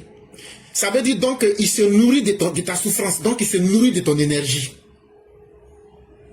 Sinon, on te dit il y a quel problème? Faut laisser mouton pour régler vrai problème là. Tu dis non, comme tout le monde mange mouton, là, on va manger mouton. Mais problème là va rester. Qui va régler le problème là? C'est toi encore. Alors que toi tu es malade. Alors que toi tu as ta famille. Alors que les billes n'attendent pas ici. Les factures n'attendent pas. oh non. Ce que l'aîné Martial est en train de te dire là, c'est des personnes, il faut les mettre. Même hier, il y a quelqu'un, quand il a commencé son aventure ici là, je lui ai dit les mêmes choses. Il m'a dit, oh oui. Mais après plus de 10 ans, hier, la personne me dit, frère, ce que tu m'as dit là, je vois ça aujourd'hui. Et j'ai fini par accepter ce que tu me disais. La vraie réussite là, c'est quand toi tu réussis. Et puis maintenant, le surplus qui ne va pas détruire ta vie là, tu donnes là, c'est ça la vraie réussite. C'est pas moi qui dis ça, hein. Faut prendre votre Coran, tu tapes Sourate 2, verset 219. Le Coran dit là-bas que mais les gens viennent t'interroger, que c'est quoi on doit dépenser? Que non, faut rien dépenser pour quelqu'un, sauf l'excédent de tes biens. Ça veut dire, le surplus là, toi tu as fini de régler tous tes problèmes. Maintenant, ce qui reste là, puis ça ne va pas te faire du mal là. C'est ça qui est aidé. Et puis dans quel contexte? C'est pourquoi je t'ai dit le mot sadakat est très important. C'est quelque chose, quand tu donnes à la personne, ça doit lui permettre de sortir de sa situation pour ne plus dépendre de toi. Mais quelqu'un qui trace sa vie pour dire, j'ai un frère aux États-Unis, je vais dépendre de lui, ça là, il faut quitter dedans. Ça trompe et ça fatigue beaucoup d'aventuriers. Et puis nous les Africains, nous faisons une erreur. Avant la colonisation, là, on avait des vraies familles où, tu le sais très bien, dans le Mandé, il y a un là, dans le grenier là, dans chaque famille du Mandé, il y a quelqu'un qui servait la nourriture le matin. Ouais. Mais aujourd'hui, est-ce que tu retrouves ça dans nos familles? Ah non. Ok. Là, les gens sont venus, les gens sont divisés. La colonisation est venue chacun pour soi. Ouais. Donc ça veut dire, on dit quand tu te lèves là, de la manière que tu vois le soleil là, c'est comme ça aussi que tu adaptes ton habillement. Les temps ont changé. Aujourd'hui, le concept de la famille, c'est selon les intérêts. Toi-même, il y a des gens qui se présentent à toi et te disent, ah, toi, je suis le cousin de la cousine de la grand-mère de notre grand-père, ancêtre, comme ça. Toi-même, tu comprends rien, mais tu dis, c'est parce que ce jour-là, la personne a un intérêt dans tes mains. Mais le jour que la personne n'a pas d'intérêt avec toi, là, elle ne sait même pas que tu existes. Je le dis pour qu'on comprenne très bien. Hein. C'est pas moi qui j'ai créé les réalités. C'est pas moi qui j'ai créé la colonisation. C'est pas moi qui j'ai créé les faits. La vraie famille africaine d'avant, là, tu retrouves un seul père, un chef de famille, ses hommes sont respectés, il y a une structure, tout est bien en place. La fierté, la richesse, c'était le nombre de personnes que tu avais. J'ai au moins une grande famille, c'est avec ça que nous les Africains on se vantait avant. Ça veut dire qu'on a une force de travail et on peut être autonome. Et dans le Mandé, c'est pourquoi on parlait des Samogos. Samogor, ça ne veut pas dire les Samogor du Burkina, ça veut dire Samogor. Celui ou bien cette famille qui peut se nourrir durant une année sans Mogor. Celui qui arrive à maintenir son Mogoya pendant 1 an. C'est lui on appelle Samogor. Ouais. Mais aujourd'hui là, qui a envie de faire agriculture? Aujourd'hui là, qui a envie d'être un grand chef de famille où il y a 200 personnes qui sont autour de toi? Tu vas les nourrir comment? Donc la vraie réalité qu'on ne veut pas reconnaître là, nous évoluons maintenant par cellules nucléaires. Ça veut dire, aujourd'hui là, il faut faire une grande différence entre ta famille et tes parents. C'est très important. Ta famille là, c'est ta première responsabilité. Tu ne peux pas fuir ça. Donc là, ta famille là, c'est toi, ta femme et puis tes enfants. Ceux-là, faut te tuer pour eux, il n'y a rien dans ça. Même si tu perds là. Si ton enfant n'est pas reconnaissant là, ça fait quoi? Mais l'enfant ne pourra pas dire que tu as été un père indigne. Non. Mais un parent là, tu peux l'aider et puis il va les dire là. C'est eux-mêmes qui vont dire que qu'il est en Amérique là-bas, là même là, que ça fait 25 ans, il n'a rien fait, alors que ses amis ont construit l'étage. Tu vas dire quoi? Voilà, c'est vrai. Donc à un moment là, nous les aventuriers là, c'est pas qu'on encourage les gens à être méchants, hein, mais on doit nous-mêmes être vrais avec nous-mêmes. Il y a une grande différence entre ta famille. Toi, tu connais l'éducation d'un enfant aux États-Unis. Depuis l'accouchement, là, tu connais? Si tu n'as rien dépensé dans l'accouchement ici, le jour, quand on dit seulement la femme a accouché là-haut, le moins cher là, c'est 6 millions de francs CFA. Si c'est césarienne et puis c'est vite fait là, c'est 6 millions de francs CFA. Mais si c'est accouchement naturel là, ça il faut compter au moins peut-être dans les 20 ou 15 millions. Nous tous on connaît ça ici. Ouais. Cet enfant là, tu vas l'élever comment? Ah oui, cher aîné, oui. Non, avoir un enfant ici, c'est un luxe, hein? Ah ouais. Non, n'est pas. Mais quand tu vois une société qui dit, où on encourage les gens à ne pas faire enfant, mais c'est parce qu'on leur montre les conséquences de ce qu'un enfant va leur coûter. Ah oui, il faut dire la vérité aux uns aux autres, hein? La vie n'est pas facile ici. 20 millions. Ah oui. Et donc, c'est ce qui fait qu'ils ont multiplié maintenant les césariennes. Quand tu viens, on te dit, bon, si tu ne veux pas l'avoir, la césarienne, et puis on passe vite. Et ces mêmes modèles-là sont en train de rentrer chez nous en Afrique aujourd'hui. Alors qu'il y a des médicaments traditionnels. Oui, il y a des médicaments traditionnels là. Nos médecins là, dès qu'on force même, on fatigue même pas. Justement. Donc il y a beaucoup de choses. Il faut qu'on fasse beaucoup attention. La voie basse maintenant, c'est pas tellement ça. Oui, alors que c'est très dangereux pour nos mamans. Et quand elles font les césariennes, après, les conséquences sont énormes, mais sur toute la vie. Et ça, il faut que les gens s'en méfient. Quoi. Manigo, tu as compris ce que nous t'avons dit, éclairé a dit moi aussi. J'ai dit, mais moi je ne voulais pas te perdre par rapport devant. Mais en réalité, c'est pour ça qu'il faut couper un rythme. Pour ne pas l'aider pendant 3 mois, il faut voir. J'ai compris. Il faut faire ça. Manu, il faut faire ça. Lui, il dit 3 mois, mais moi, je dis 6 mois. Maintenant, quand tu vas faire là, si tu vois qu'il y a des conséquences sur toi, là, il faut venir nous dire ça devant les gens pour nous accuser, hein, devant tout le monde ici. Tu dis, vous m'avez mis dans quelque chose, depuis que je me suis concentré sur moi et ma famille, voilà les conséquences. Tu viens dire ça devant nous tous ici. Mais s'il y a des bénéfices aussi, il faut venir, tu vas dire, et puis les gens vont voir. Ouais. Moi-même, qui te parle là, c'est ça que j'ai fait. Oh. Ok. Manigo, ça Moi-même, j'ai appliqué les mêmes règles et ça passe. Ça marchait, mais ça n'a pas marché. Madingo, you're gonna have a saving you have never imagined. I'm telling you, in 6 months. And you're going to have a freedom of mind. That will be very good for And that's what you have to do. Il y a quelque chose que quand par exemple je vais au pays là et puis tout le monde s'assoit pour m'attendre, je dis mais attendez, quand il n'était pas là, vous ne mangez pas. Chérie, tu sais ce que moi j'ai fait? Tu sais ce que moi j'ai fait?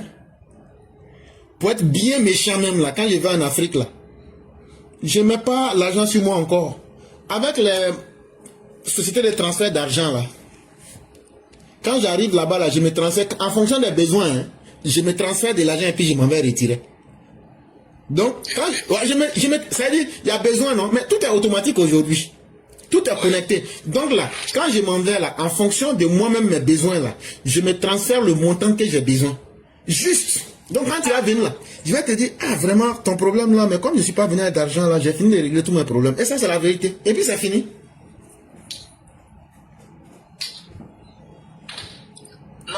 faut quelque chose comme ça. Vraiment.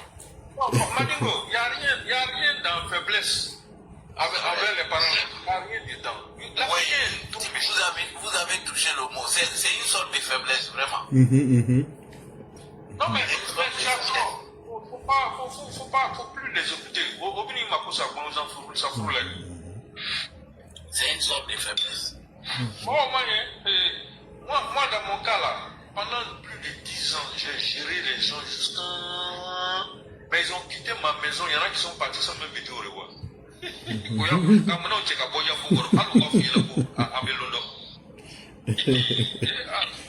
C'est la vie, hein, c'est la vie.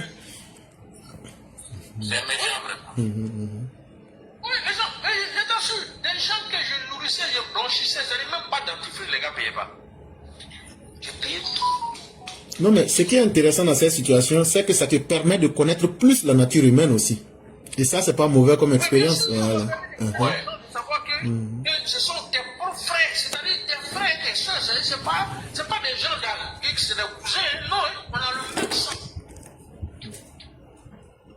Donc tu comprends que quand tu as fini de vivre ces situations-là, mon cher, après là, un mois donné, tu te concentres sur tes enfants et toi-même et ta femme. Point barre, le reste, ça. C'est-à-dire le gars qui a son problème, tu regardes ce que tu vois que tu peux lui donner, qui ne te dérange pas, tu lui donnes. Le reste, il n'a qu'à se débrouiller pour gérer son problème. Et ça, c'est ta dame. Et ça que je suis arrivé, et j'ai compris que c'est mieux comme ça. Voilà, c'est pas de la méchanceté. C'est pas moi qui les a créés, c'est Dieu qui les a créés. C'est tout, hein. Voilà. Donc, tu ne peux pas être aux États-Unis et puis régler le problème des gens à Bamako et les rendre heureux. C'est pas possible. Tu ne peux pas, c'est Dieu qui peut les rendre heureux. C'est eux-mêmes qui peuvent se rendre heureux. Donc, quand se prendre en charge, comment les autres qui parlent, ceux qui sont à Bamako, là, comment ils font pour vivre? C'est pour ça qu'il faut faire exprès pour toi, mais tu dis qu'il est dans l'or. Ah, quelqu'un qui est dans l'or, lui doit pouvoir toi t'aider aux États-Unis là-bas. Donc, ton frère là, je suis sûr que si tu fuis bien là, lui, il gagne très bien sa vie. Mais il fait exprès. Parce qu'il sait qu'il a un frère qui est faible, quelque chose. Il connaît ton mindset. Oui, il peut gagner mieux que moi parce que lui, il n'a pas de problème. C'est moi qui me soucie d'eux. Sinon, eux, ils se soucient Mais pas. bien sûr, tu n'as pas à te soucier d'eux. Parce que c'est pas toi qui les as créés. Elle est pourtant. Elle est pourtant. Et pourquoi elle est maintenant qu'il y a un problème dans la taille? Non. Pas qu'à appeler un chat. Quand tu es tué pour un bon matin, tu vas tomber mourir si vous continuez à vivre la vie. Mais tranquille. Wallah, ce qu'elle a dit là, c'est la vérité. Ils vont continuer à gérer leur vie comme si de rien n'était. C'est pour ça qu'elle a dit, il faut prendre l'hypothèse où toi tu n'es pas là. Ou bien l'hypothèse où toi tu ne leur envoies plus rien. Est-ce qu'ils vont mourir de faim? Je ne crois pas. Non. En fait, le truc c'est que on est dans des considérations, je ne sais pas, qui ne sont pas spirituelles, qui sont d'ordre, on va dire, moral. C'est pour ça que ce matin, quand on parlait de la relation avec l'argent, là, j'ai dit, il y a des choses, quand tu fais là, il faut te poser la question sur le plan, quels sont les blocages? Ça, c'est un blocage que tu aies l'argent qui est là. Elle m'a dit, elle est dans la taïkola et la dilemme. Mais elle est de la foule de la mort qui ne mérite pas qu'il y ait une afro. Est-ce que tu sais qu'elle n'y a qu'à boire là? Tu sais ça, non? Ouais. Mais ton frère là, c'est une censure. Il est comme un vampire, hein? Il est en train de te vampiriser l'énergie. Je t'assure. Parce que l'argent que tu lui envoies là, c'est une partie de ton énergie que tu envoies. Ouais. Non mais je suis au sérieux, hein? C'est une partie. Parce que le truc c'est quoi? C'est la force de travail que tu donnes, on te donne sous forme de salaire en échange. C'est pas ça? Donc c'est l'énergie de ta vie là que tu donnes au travail là. C'est ça que les gens te donnent sous forme d'argent en échange. Et là, tu prends une partie chaque fin de semaine ou chaque fin de mois pour lui envoyer. Donc tu es en train de lui donner ton énergie. C'est pour ça qu'Éclaireur dit qu'il est en train de te vampiriser, il est en train de bouffer ton énergie. Donc c'est quelqu'un qui ne t'aime pas. Oh, il sait que tu es un père de famille, que mon soeur vibro d'un vibro à galon. Tu vois? Bon, si dans ça là encore, la femme blanche dont tu as parlé le matin là, elle vient se plaindre dedans. Comment tu vas pas avoir une prévention?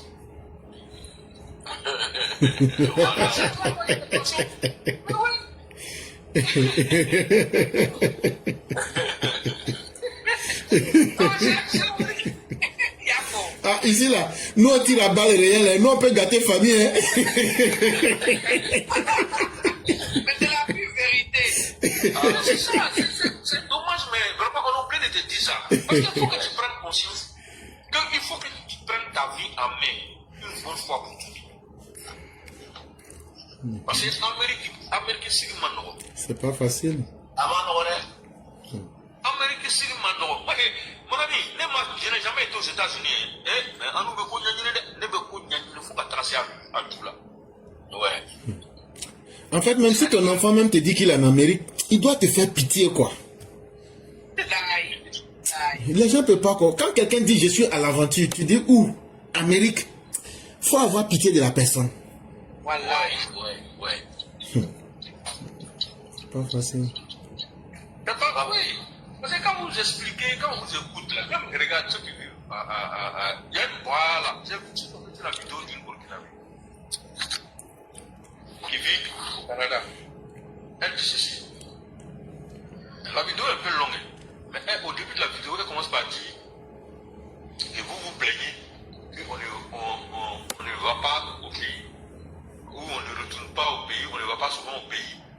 Mais en réalité, c'est parce qu'on n'a pas l'argent pour aller au pays. Parce que si tu as 1, 2, 3 enfants, 4 enfants, plus toi-même et ton mari, vous ne pouvez payer des billets d'avion. Ça fait au moins 5 ou 6 personnes. C'est beaucoup d'argent, ça fait 1, 2. Quand on doit partir là, on doit payer des cadeaux pour vous. Ça fait chose 3. On doit avoir de l'argent. Même quand on va vous donner des cadeaux en nature, vous attendez qu'on vous donne de l'argent. Quand on calcule tout ça là, on ne peut pas aller en vacances. On ne peut pas. Donc la vérité là, les gens ne veulent pas vous dire, mais moi je vous dis, c'est parce qu'on n'a pas l'argent qu'on ne peut pas partir au pays. Et puis il y en a parmi nous là, qui n'ont pas papier. Et puis on parle toujours au pays. Ils sont bloqués ici. Ouais. Et quand tu arrives en Occident, il faut immédiatement, il ne faut pas te tromper pour dire non, je vais. C'est-à-dire quand tout ce que tu peux faire pour multiplier tes activités, pour multiplier tes revenus là, il ne faut pas cracher dessus, il ne faut pas dire j'attends d'abord. Lance-toi en même temps. Il ne faut pas attendre. Sinon tu vas 5 ans vont passer, tu n'auras rien vu. Faire des revenus. Ça passe vite. Non, le temps ici, c'est la vitesse, vraiment. Non, ou moi je vous crois, la première fois que moi je suis parti à Paris, moi je ne comprends pas.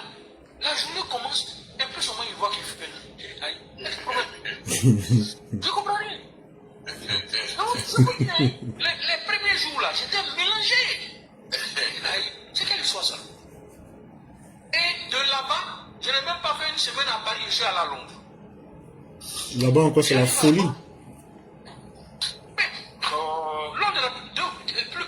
même Abidjan est plus grand que Paris, c'est pas Londres. Physiquement, hein, si vous tapez sur Internet, vous allez voir qu'Abidjan est plus grand que Paris. Qu'est-ce que vous allez faire? Abidjan est plus grand que Paris physiquement. Authentique. Je n'ai pas parlé de grandeur, en termes de choses, grandeur physique, c'est-à-dire la ville de Paris, machin, tout ça là. Abidjan, la ville d'Abidjan aujourd'hui. Tapez sur Internet, Google, tu tapes superficie, Abidjan, superficie, Paris. Abidjan est plus grand que Paris. Ouais. Non, authentique. Donc, quand tu as Londres est encore plus grand que Abidjan et Paris. Londres, c'est une grande ville. Mais Londres, là, les choses vont très vite. C'est-à-dire que même tu fais une semaine sans aller dans un quartier, quand tu arrives, tu vas aller trouver que les gens sont en train de modifier les choses pour le quartier. Ça va très vite à Londres. Et c'est les Anglais qui ont compris. Time is money. Et le francophone, lui, va te dire que l'argent, et les Français d'aujourd'hui d'ailleurs, s'imaginent que l'argent là, c'est de l'humour. Avoir beaucoup d'argent, c'est pas bon, c'est pas normal. C'est ceci ou cela. Eux là, ils ont une mindset qui est très négative vis-à-vis de l'argent. Voilà pourquoi, remarquez, il n'y a pas beaucoup d'hommes qui ont l'argent en France. Parce que les Français, même leur rapport par rapport à l'argent, ils ont une mauvaise conception de l'argent. Ils sont encore très retardés à ce niveau-là.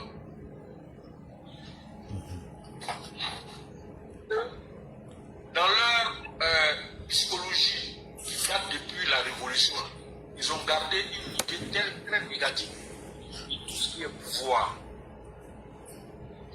C'est-à-dire que le français, imagine qu'il faut combattre le pouvoir.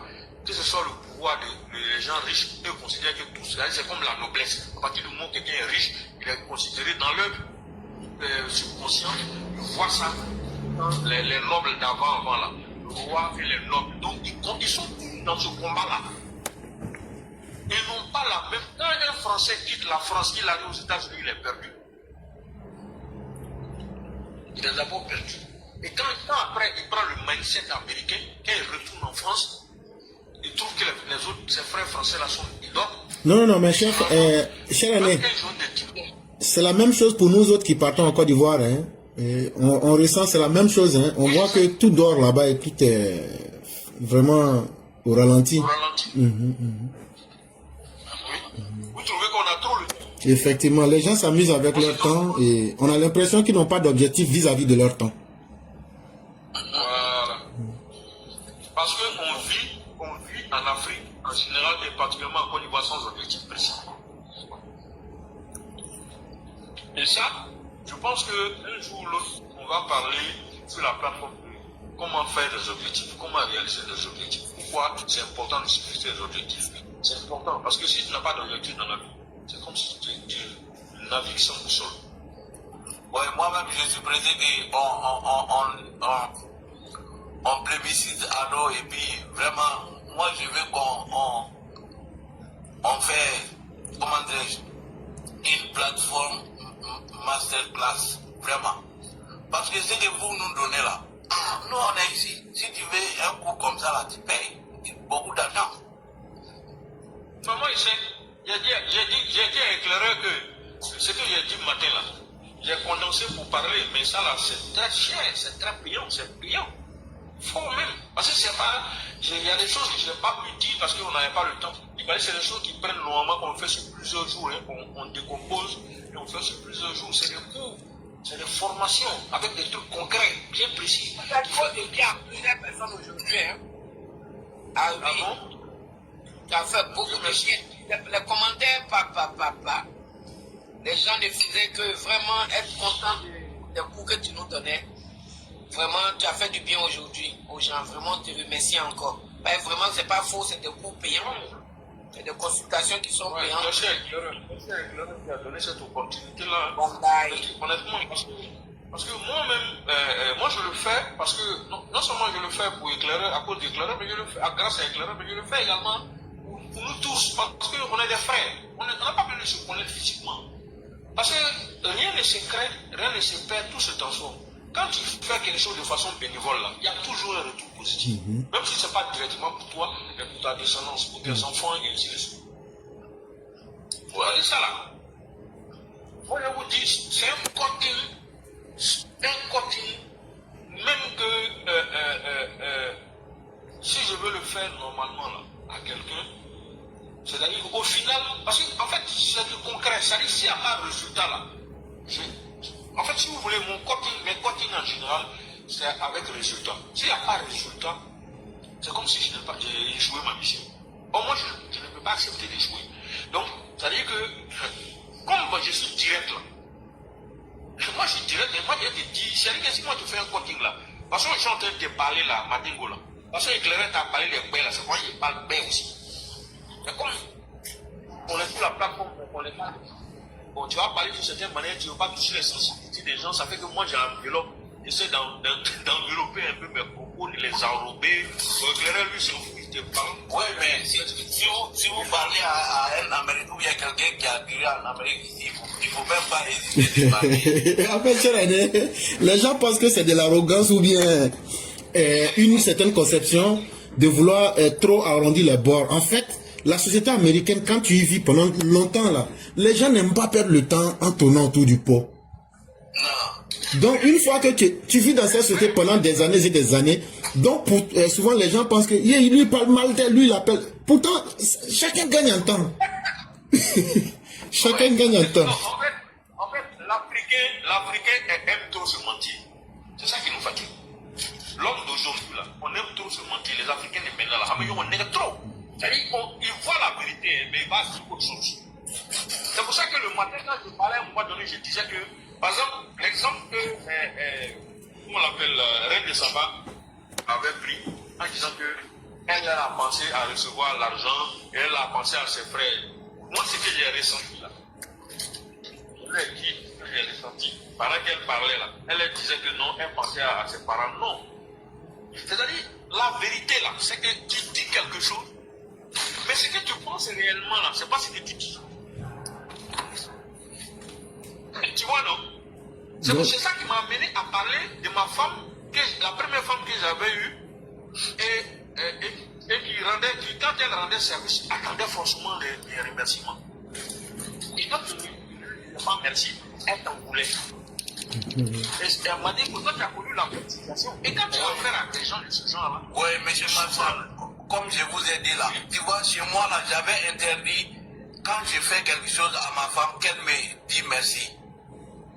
Si elle me disait merci, je disais non, c'est pas la peine parce que j'ai fait mon devoir, c'est tout.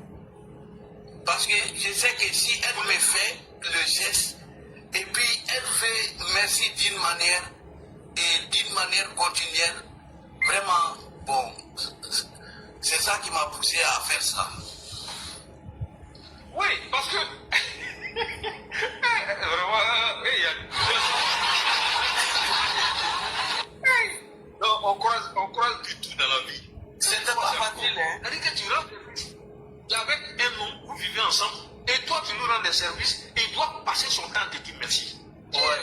C'est-à-dire que tu dois l'adorer, quoi. Mais oui, c'est comme si tu dois l'adorer. Elle t'a rendu un service, toi tu dois passer ton temps à lui dire merci. Pourquoi? Ouais. Mais tu peux lui dire, oui, ton mari te fait un truc, tu lui dis merci, ou bien tu rends un service à ton mari, il te dit merci, puis c'est tout. Une fois en passant à merci, ma chérie. Ou bien il y a un petit truc qui passe, elle peut envoyer ça là, je t'ai fait ça là, tu n'es même pas reconnaissant de ça.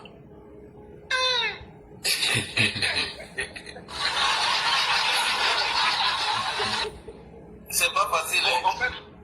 En fait, tu vas trouver qu'elle a manqué d'amour et de reconnaissance quand elle était petite. Bon, la famille, elle a vécu dans une famille, elle n'était pas seule dans sa famille, et elle soit à tort, soit à raison, ses parents ne lui ont pas donné beaucoup d'amour. Elle a eu l'impression, ou bien elle a eu l'impression que ses parents ne lui ont pas été, ne la voyaient pas trop, ne la calculaient pas trop. Donc du coup, quand elle grandit, il y a ce manque-là qu'elle veut combler par des merci qui n'est-ce pas? Chaque fois que tu vas lui dire merci, ça la gonfle. Elle se sent importante, elle sent qu'elle est vraiment quelqu'un, tu vois, et ça crée un schéma psychologique qui fait que tu es reconnaissant envers elle, ça l'amène à minimiser les autres en quelque sorte, parce qu'elle se valorise du fait que toi tu te rabaisses chaque fois en lui disant merci, et merci. Donc c'est un schéma de pensée qui est très dangereux. Et ça, elle peut détester quelqu'un parce que la personne, elle estime que la personne n'a pas été reconnaissante vis-à-vis d'elle. Ah, vraiment, ça m'a fatigué un petit matin, vraiment. Et puis, est-ce que tu sais que cette femme, si tu étais resté avec elle, elle était capable même de te faire du mal. Parce qu'elle peut estimer que tu es un ingrat, alors que tu n'es pas ingrat. Ouais. Tu comprends ce que je veux dire? Oui. Ouais. Elle va finir par te détester, même te faire du mal. Parce qu'elle estime que toi, elle te rend des services, toi, tu n'es pas capable d'être reconnaissant toute ta vie vis-à-vis d'elle. Donc, tu mérites un châtiment. C'est vrai. Non, mais c'est sérieux, t'as bien fait de la laisser, hein, parce qu'elle est capable de t'empoisonner même.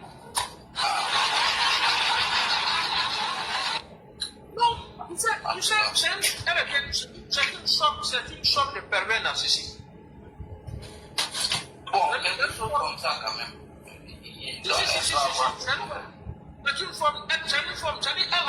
C'est une manipulatrice. Elle te manipule à travers ce genre de comportement-là. C'est un schéma de pensée qui l'amène à manipuler ton entourage.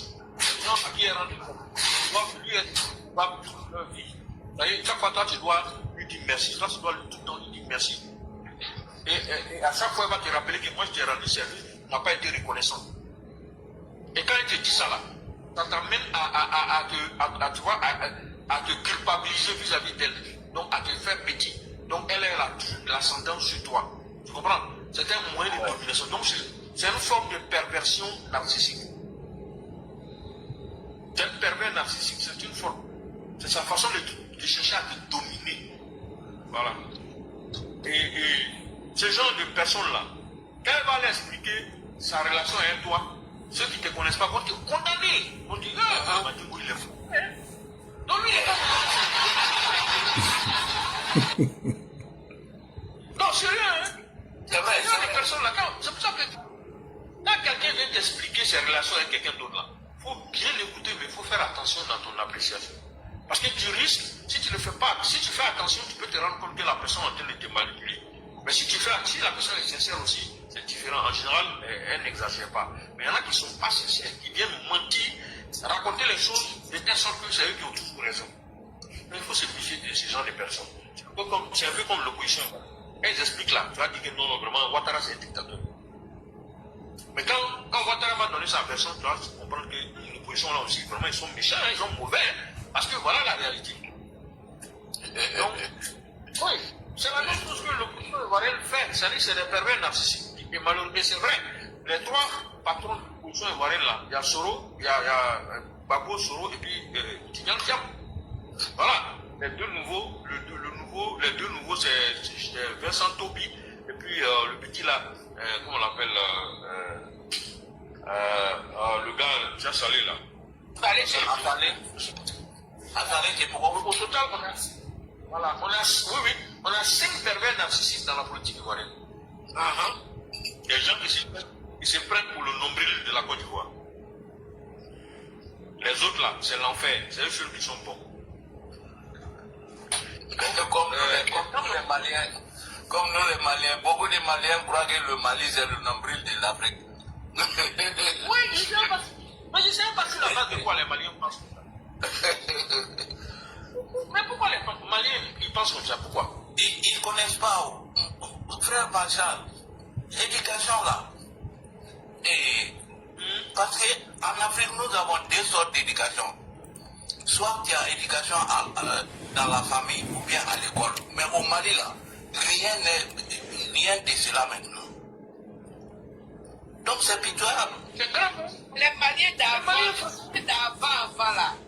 Mais pour moi, souvent je me demande, je dis, mais comment le Mali a pu s'échapper des bonnes coutumes, des bonnes manières, comment on appelle ça, la civilisation. Comment ils ont fait? Ça a toujours été ça au Mali. Ah bon? Oui, les Maliens ont toujours été. C'est que Madingo, tu peux confirmer. Ouais. En fait, Assimi Goïta là, c'est un peu comme Bago. Il est venu prendre le mauvais côté, il a fait ressortir le mauvais côté des Maliens. Que les gens ignoraient. En fait, les Maliens ont toujours joué le jeu. Sinon, le vrai Malien, là, c'est comme ça qu'ils sont. Eux, ils se prennent pour le centre du monde. Et puis, eux, ils ne sont pas reconnaissants vis-à-vis de ce qu'on leur fait comme service. Le Malien, là, Madingo, il envoie l'argent à ses parents. Non, il peut prendre ça pour aller le passer. Oh yeah. Ah oui, sans état d'âme. Ça ne va même pas les déranger même. Malien. Mon Dieu. Quand il va jurer devant toi là, tu vas dire que c'est l'homme qui sait ce qu'il est là. Mais il est capable des pires choses auxquelles tu ne penses pas. C'est pour ça que Assimi Goïta peut venir s'asseoir.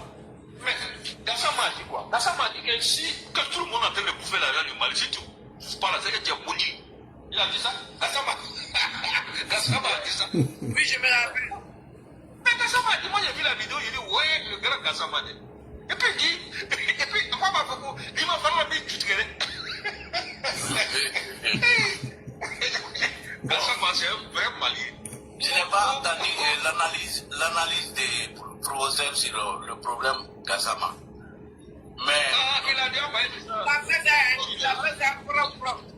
Peut-être qu'il peut reprendre, sinon, il a déjà parlé déjà sur Facebook. Oui, le problème Gassama. Le problème Gassama, moi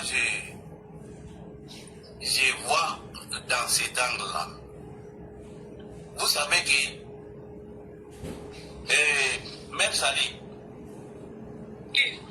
aujourd'hui là, si on te dit de te faire prendre par la justice malienne ou bien la justice ivoirienne, ou quel côté tu vas partir? Je préfère ivoirien. Ok, d'accord. Moi, je place le problème Gassama dans ces temps. Vous savez, Gassama là, c'est quelqu'un qui n'a pas été à l'école. Oui. Mais il est très intelligent. C'est quelqu'un qui s'est fait élire 5 fois successivement dans sa circonscription comme député. Ah bon? Oui. Vous savez, Gassama là, il n'y a pas longtemps, avant que Assimi ne va en Russie, Gassama a attaqué verbalement la junte au pouvoir. Il leur a dit que pourquoi ils vont voter 5 ans encore pour ces gens-là. Alors que les premiers 5 ans là, ils n'ont rien fait. Qu'est-ce qu'on a vu? Rien. Et puis il a dit que les militaires là, les 5 militaires là, ils sont obligés de s'aimer, ils sont obligés d'opérer comme ça. Parce que si jamais en cas de cas il y a quelque chose, on va les prendre et puis ils vont tous se retrouver à la CPI. Et il dit que même lui-même, il est concerné. Donc, les militaires, tu sais, au Mali, on ne peut pas critiquer, tu critiques, on te prend, on te met dedans. Donc, ils ont ces dents contre Gassama. Et puis Gassama le sait. Donc, peut-être dans le collimateur des Mali. Voilà. Donc, pour moi, il a mesuré. Est-ce qu'il faut que je me fasse prendre par la Côte d'Ivoire ou bien me faire prendre par la junte au Mali? Donc, il est venu se donner à la Côte d'Ivoire. Voilà. C'est ça, moi, j'ai vu. Ça, c'est mon analyse. Oui, c'est possible. Parce que si c'est fait prendre par la Côte d'Ivoire, donc, et les gens, les militaires au Mali vont baisser la garde. Que déjà la Côte d'Ivoire l'a pris. Mais, avec la Côte d'Ivoire, il a beaucoup de chances que les militaires.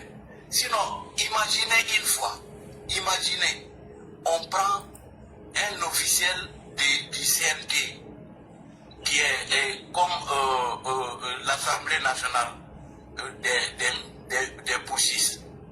Mais il n'y a eu aucun communiqué, aucune réaction officielle. Comment vous pouvez expliquer ça? Vraiment. Bon, ça fait. Ouais, bon. Vraiment, c'est un peu bizarre. C'est qu'ils n'ont pas condamné, ils n'ont pas approuvé. Non! Rien! Donc, Gassama a filé son billard. C'est ça. Moi, en tout cas, moi, j'ai compris. Donc, comment dire, professeur, ma première question à vous. Pourquoi maintenant, professeur, on a du mal à convaincre les gens avec la vérité? Bon, il faut dire que ça, ce n'est pas un fait qui est nouveau. Hein. Depuis que le monde a été monde, c'est quoi d'abord la vérité? C'est surtout ça aussi qu'il faut connaître. La vérité dépend de là où tu te situes. Si par exemple, moi je dis à quelqu'un en public, ta bouche sent, pour moi c'est une vérité. Mais pour lui, c'est un choc. Donc vous voyez que nous ne sommes pas situés dans les mêmes points de vue. Maintenant, il y a la réalité. La réalité peut ne pas être la vérité. Et puis, la vérité, c'est aussi ce que peut-être l'on veut, mais qu'on n'a pas forcément. Mais si on simplifie la situation,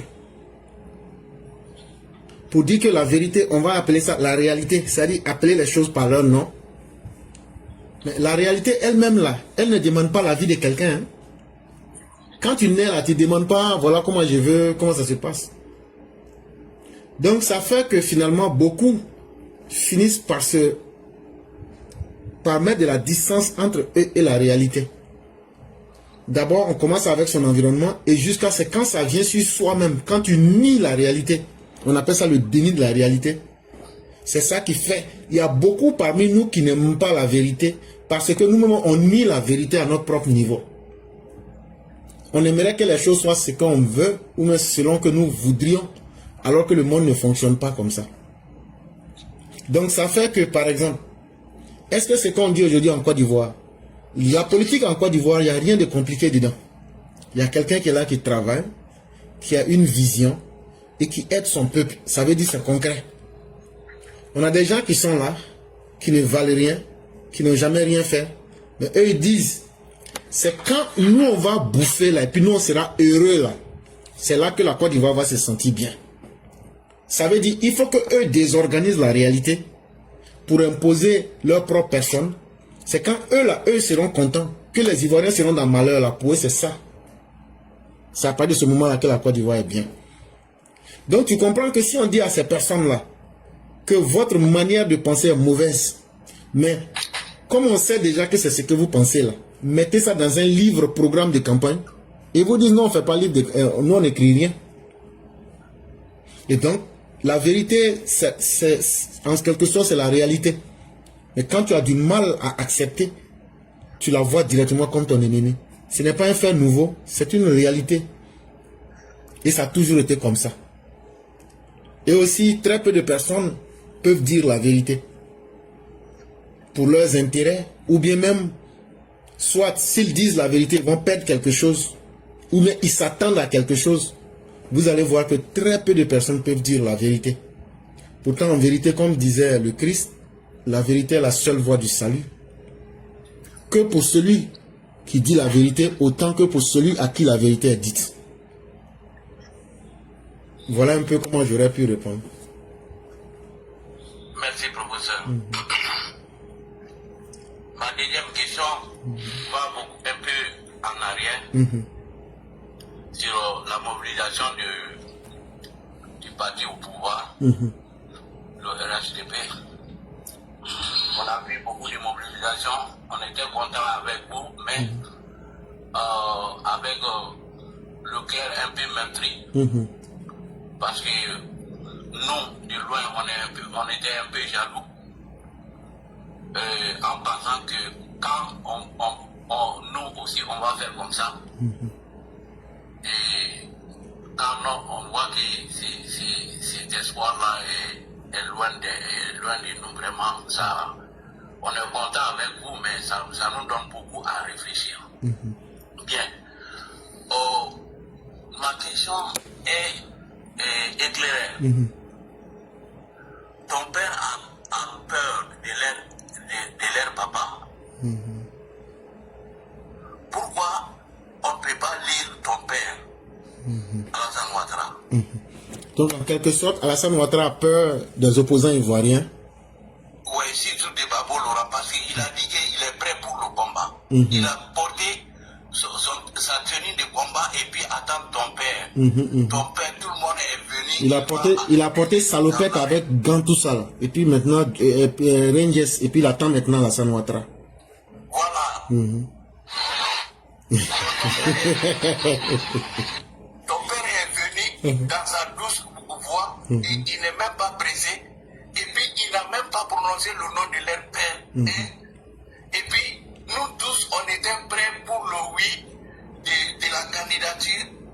Au nom de Dieu, professeur, ces jours-là, si j'avais ton numéro là, j'allais t'appeler, j'allais payer extrêmement pour moi. Parce que ton père m'a donné mal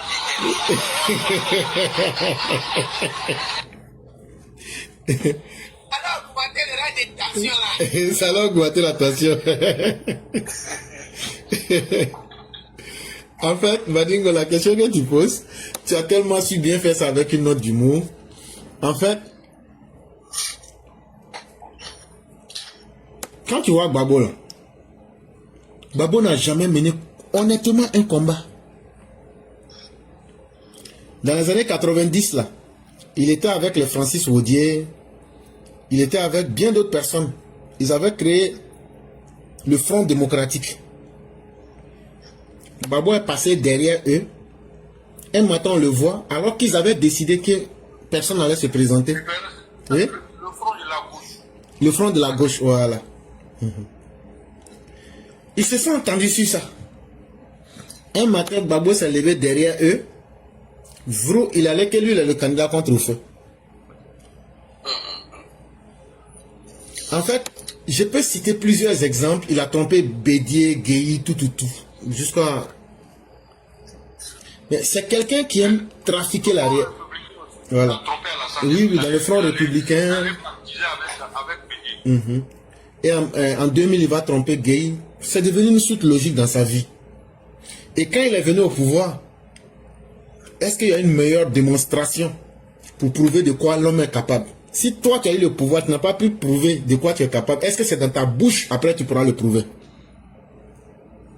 Donc Laurent Gbagbo se rend compte aujourd'hui que c'est fini pour lui. Mais comme c'est quelqu'un qui veut exister de toutes les manières possibles, il pense que ces vieux souvenirs-là, qui sont comme un peu des rêves déjà trop lointains, il veut toujours exister. Mais le vrai problème de Laurent Gbagbo, ce n'est pas lui-même, c'est ceux qui l'entourent là. Si tu enlèves Gbagbo aujourd'hui en Côte d'Ivoire, là, Damana Picasso, il représente quoi? Et tous ceux les connaissent Katina. Quand tu les prends aujourd'hui, là, c'est Gbagbo qui fait exister ces personnes. Et donc on se rend compte qu'il y a beaucoup de personnes qui utilisent le nom de Gbagbo pour exister. Mais est-ce qu'il y a une meilleure manière d'exister que de se faire une fausse légende? Alassane Ouattara a peur de moi. On est d'accord. Mais toi, Alassane Ouattara a peur de toi. Mais c'est toi qui envoies des gens pour demander pardon que Alassane Ouattara n'a qu'à écrire ton nom. Mais s'il avait peur de toi là, il fallait crier sur lui pour dire même mon nom.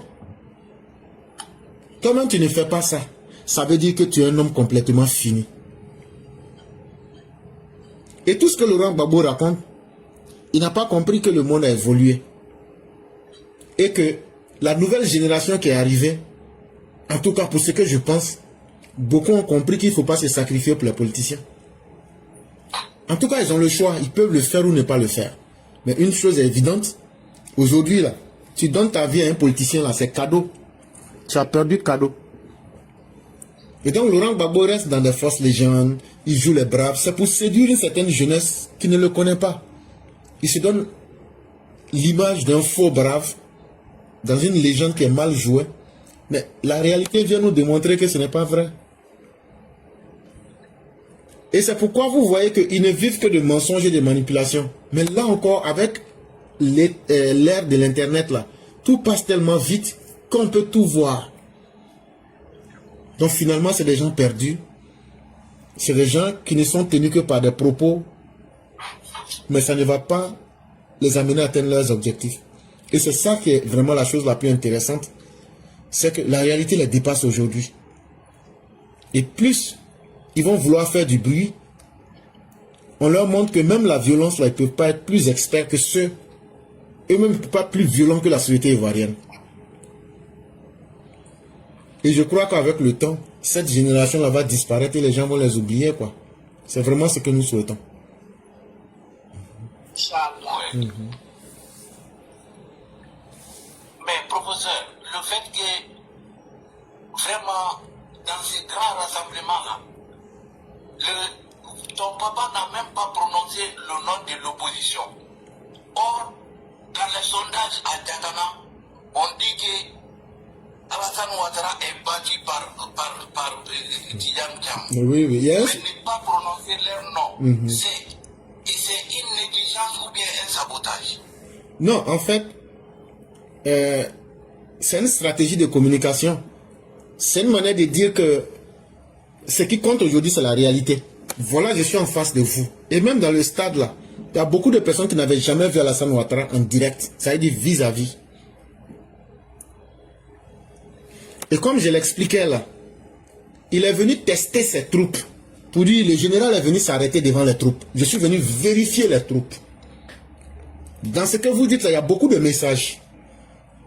En tant que je veux voir où je veux aller, est-ce que le monde est avec moi? Il est venu, c'est des vrais hommes qu'il a vus, c'est des vraies personnes, ce ne sont pas des chiffres. Jean Bonnet vient de faire un sondage. Ce soir, là, il dit c'est Chaka qui est devant. Mais ça, ce sont des chiffres qu'on peut manipuler. Ce n'est pas la réalité. La vraie réalité, là. Hier, les gens de Chaka, les PDC, là, ils sont allés à Paris, ils ont fait... Il n'y avait pas plus de 20 personnes là-bas. La vidéo circule. Ouais, Voilà. Donc, comment on peut s'intéresser à ce qui est inutile? Aujourd'hui, là, l'opposition ivoirienne n'a même pas un discours qui peut faire que les Ivoiriens s'intéressent à eux. Quand vous écoutez leur discours, là, je m'appelle Tidjam Thiam, là, je m'appelle Gbagbo, mon papa avait tué Lyon, il s'est assis dessus. Non, c'est moi, on appelle Laura. Bon, Madingo, est-ce que tu sais que c'est moi, on appelle Laura Gbagbo? Est-ce que tu sais ça? Bon, ça intéresse qui?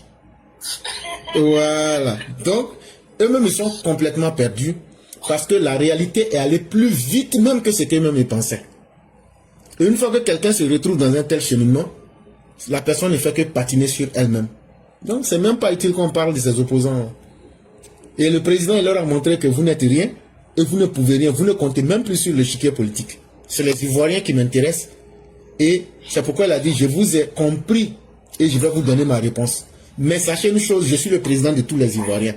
Ça veut dire, je ne vais pas vous parler en tant que n'importe qui. Je vais vous parler en tout temps et en tout lieu, en tant que celui qui commande tous les Ivoiriens, y compris les Vauriens comme Chaka Dian et Gbagbo Laurent. Oui. Merci, professeur. Les Vauriens Pro Max. Vraiment. Et puis éclaireur, un sondage fait avec, comment j'appelle ça, avec plusieurs avatars, plusieurs faux comptes. Hein? Un seul gars de l'opposition, il a peut-être 50 comptes de faux comptes. Les gens de l'école, là, c'est leur spécialité. Pour dire que eux-mêmes là, il a un compte A, il déclenche, il lance un fake news. Et puis il va à ses comptes B, C, D et puis jusqu'à Z là, il va aller soutenir la force. Le même gars là, donc vraiment ces gens des sondages là, c'est bon. Ceux qui veulent y croire, ça c'est leur problème quoi. Même celui qui lance. Voilà. Tidjam Thiam peut être populaire sur TikTok, ça c'est leur problème. Ou bien sur Facebook. Jean Bonnet peut lancer ça 10 000 fois, ça c'est son problème. Si ça peut lui faire plaisir lui-même il sait que c'est des conneries ça. Thiam ne peut pas être plus populaire que Gbagbo. Encore moins même. S'il n'est pas plus populaire que Gbagbo, il ne peut pas être plus populaire qu'à la seconde contraire. Et puis il n'y a pas de bureau de vote. Il n'y a pas de bureau de vote sur TikTok aussi. Ça, il faut le signaler. Voilà, donc c'est du pipeau. Ça, là, franchement, moi vraiment, si quelqu'un soulève un débat comme ça devant moi, je ne veux même pas t'écouter. Je vais te dire carrément que si ça peut te satisfaire ton ego, ben on passe à autre chose. Voilà, moi, je m'en fous. Tidjam Thiam. Bandit, brigand comme ça, là. Quelqu'un qui n'est même pas capable de payer ça, une bonne. On le condamne même au tribunal, il cache son argent. Il va poursuivre la dame pour dire que non, la dame là, elle veut lui estorquer de l'argent. La justice vient dire non, que la dame n'a pas voulu estorquer de l'argent, on va la blanchir. Elle a oublié de saisir tes comptes. Doucement. Pendant que les gens sont en train de souffrir ici à Abidjan, PDC est en train de faire des marches, ils ont tapé poteau à l'intérieur du pays, à Tifou, je ne sais pas dans quelle ville là. Ils ont tapé poteau hier, ici aussi. Samedi là. Ils ont fait taper poteau en France, ils ont tapé poteau à Abidjan, en Côte d'Ivoire ici. Lui, il est couché à l'aile en Floride, en train de laisser la couler tous. Pendant que vous êtes en train de, d'après vous, marcher pour lui. Marcher, vous marchez du PDC, il peut aller où? Abidjan, si vous n'avez pas été capable de mobiliser. On a vu leur marche à côté de ce fossé là, la petite place qu'elle a là. J'ai un grand frère qui les a vus. Lui, il s'est rendu là-bas, il les regarder. Lui dit, petit frère, les gars là, il va même pas 500 personnes. Et puis je te disais, c'est pas on dit, hein. Moi-même, je suis allé voir exprès. Et ils ont marché en face de ce fossé jusqu'au carrefour d'un camp. Carrefour d'un camp, ce fossé là, ça ne fait même pas plus de 500 mètres. Ça vaut peut-être 300 mètres maximum. Voilà les marches qu'elle a. Hein? Les gars qui sont, quelqu'un qui n'est même pas capable de mobiliser. Et puis, maintenant, un petit groupe, on a permis, la police a permis à un petit groupe qui s'est détaché, 3 ou 4 personnes pour aller donner la soi-disant motion là, à la CEI. Donc, toutes les manifestations que l'opposition a faites de manière générale, et en particulier le PDCI, ça n'a jamais rien donné.